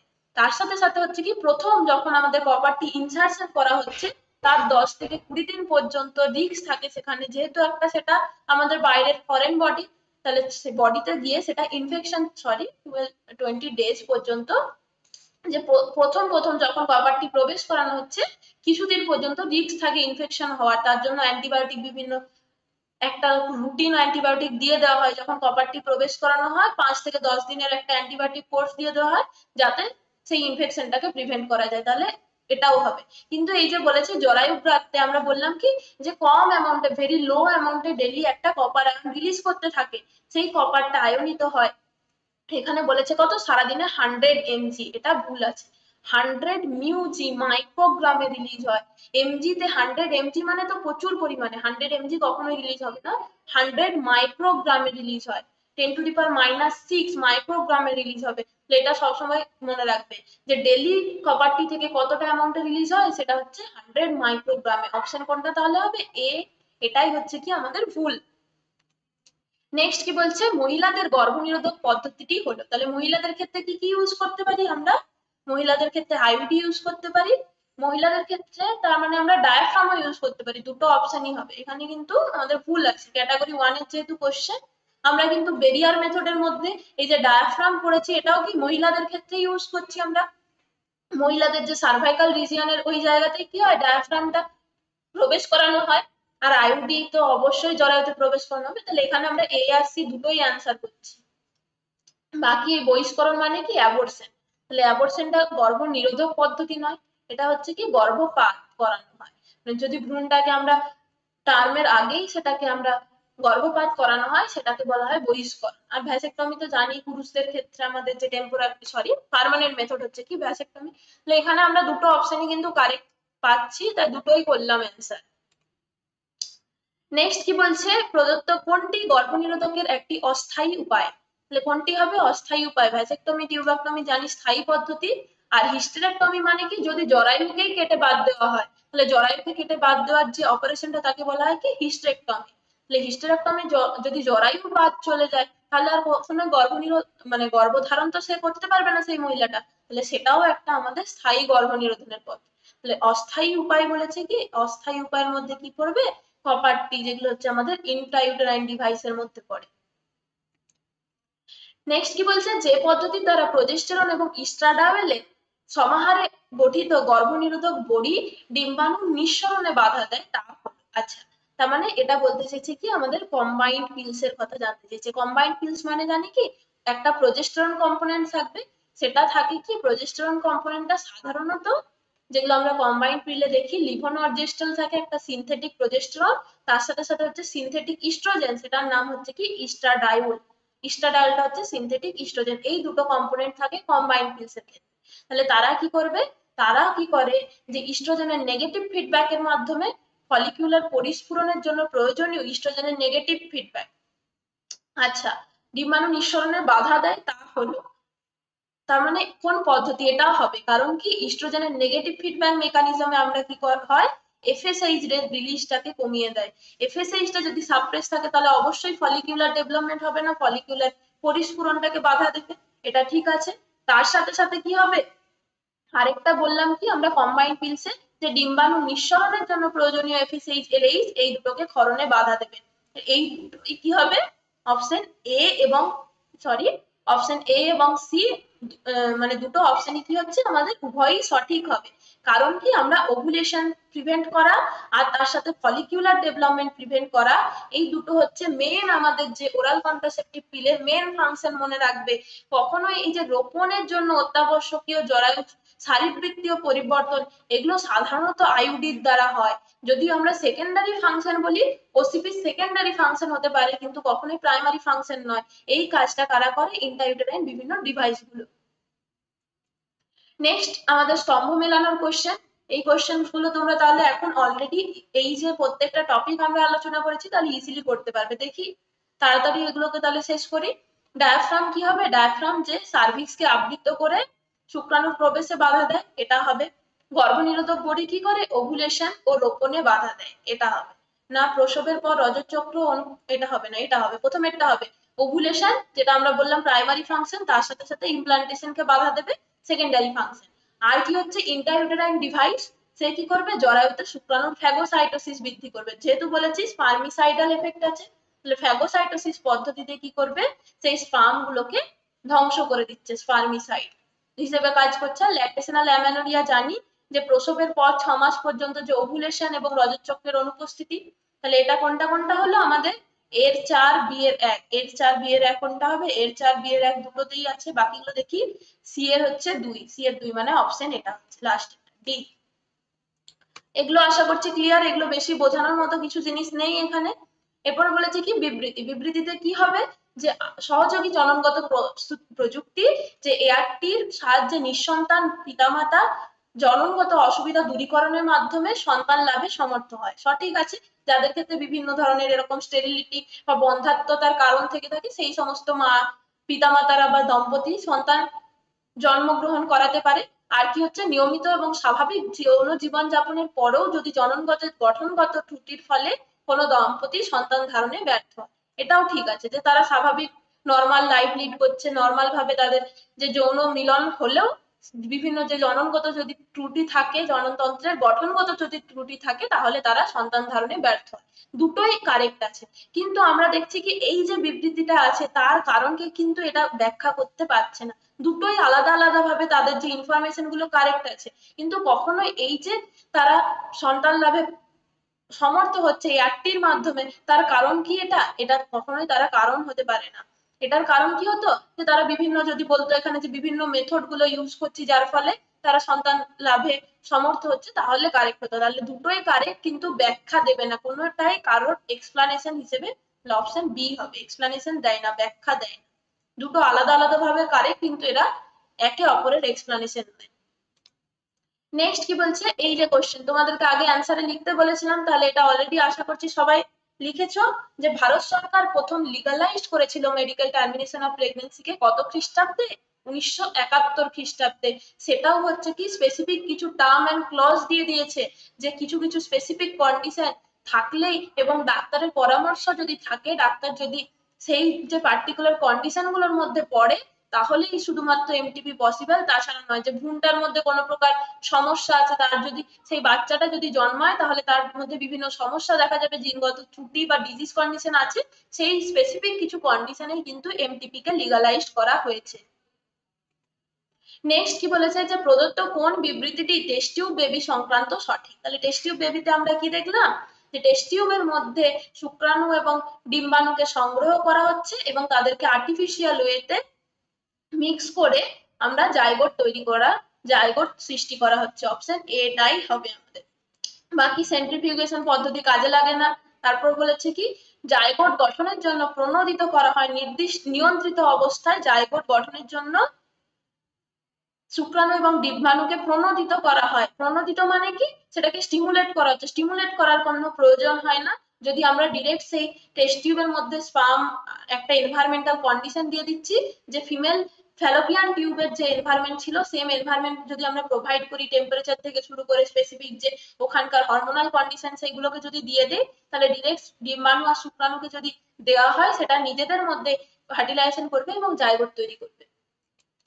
নেক্সট কি বলছে, যে অ্যামনিওসেন্টেসিসে কোনটির বিশ্লেষণ করা হয় বা কোনটির পরীক্ষা করা হয়? তাহলে এটা বেশি কিছু বলার নেই, অলরেডি আমরা বলেছি, একটা কোশ্চেন আলোচনা করেছি, কি অ্যামনিওটিক তরলকে নিয়ে আমরা যদি ল্যাবরেটরিক্যাল বিভিন্ন পরীক্ষা নিরীক্ষা করি, সেটাই বলছি কি অ্যামনিওসেন্টেসিস। নেক্সট কি বলছে, আইইউআই এর পুরো নাম, একটা আমরা বললাম আইইউটি, আর একটা হচ্ছে আইইউআই, মানে হচ্ছে কি ইন্ট্রা ইউটেরাইন ইনসেমিনেশন। অপশন কি হবে? এ, ইন্ট্রা ইউটেরাইন ইনসেমিনেশন। যদি স্পার্মকে ইনসেমিনেশন বা সেই স্পার্মকে যদি প্রবেশ করানো ইউটেরাসের মধ্যে, সেই পদ্ধতিটা। Option A. নেক্সট আমাদের এই যে স্তম্ভ মেলানোর কোশ্চেন দেখছি, কিন্তু বারে বারে আসছে এই ধরনের কোশ্চেন, অ্যাসারশন রিজনের কোশ্চেন, এগুলো কিন্তু পরীক্ষার জন্য খুব গুরুত্বপূর্ণ। তাহলে জিআইএফটি কি হবে? জিআইএফটি কোনটা হবে আমাদের? যে ফ্যালোপিয়ান টিউবে ভ্রূণের ট্রান্সফার মানে জেডআইএফটি। আইইউআই ইনজেকশন, আইসিএসআই কি হচ্ছে? ইনজেকশনের মাধ্যমে শুক্রাণুকে সরাসরি ডিম্বাণুতে প্রবেশ ঘটানো, এটা ঠিক আছে। আর দাতা পুরুষ দেহ থেকে শুক্রাণু মহিলার যোনিতে প্রবেশ করানো হচ্ছে, মানে সেটা এখান থেকে বলেছে যদি জিআইএফটি, আচ্ছা, মানে ফ্যালোপিয়ান টিউবে দাতা মহিলার থেকে জিআইএফটি, এটা হচ্ছে ফ্যালোপিয়ান টিউবে ট্রান্সফার। আর ইন্ট্রা ইউটেরাইন ইনসেমিনেশন যদি যোনিতে বলেছে, এখানে এটা যোনিতে হবে না, জরায়ুতে হতো। পার্টিকুলার যদি জরায়ুতে বলতো বেশি ভালো অপশনটা হতো। ইন্ট্রা ইউটেরাইন ইনসেমিনেশন এটা হবে অপশন। তাহলে কোনটা কোনটা হচ্ছে? এর এক, এর এক, তার সাথে সাথে বি এর 3, এর 1 বি এর 3, মানে এটা হবে ডি এর 2। Option D correct. নেক্সট কি বলছে, যে টেস্ট টিউব বেবি তৈরির সময়, তাহলে টেস্ট টিউব বেবি তৈরির সময় আমাদের ভ্রূণটা কোথায় তৈরি হচ্ছে? দেহের সরি, ভ্রূণটাকে আমরা দেহের বাইরেই তৈরি করছি, নিষেকটা দেহের বাইরে তৈরি হচ্ছে, এবং ভ্রূণটাকে দিয়ে আমরা দেহের অভ্যন্তরে জরায়ুতে বা ফ্যালোপিয়ান টিউবে ট্রান্সফার করছি। তাহলে অপশনের মধ্যে কোনটা হচ্ছে? এটা।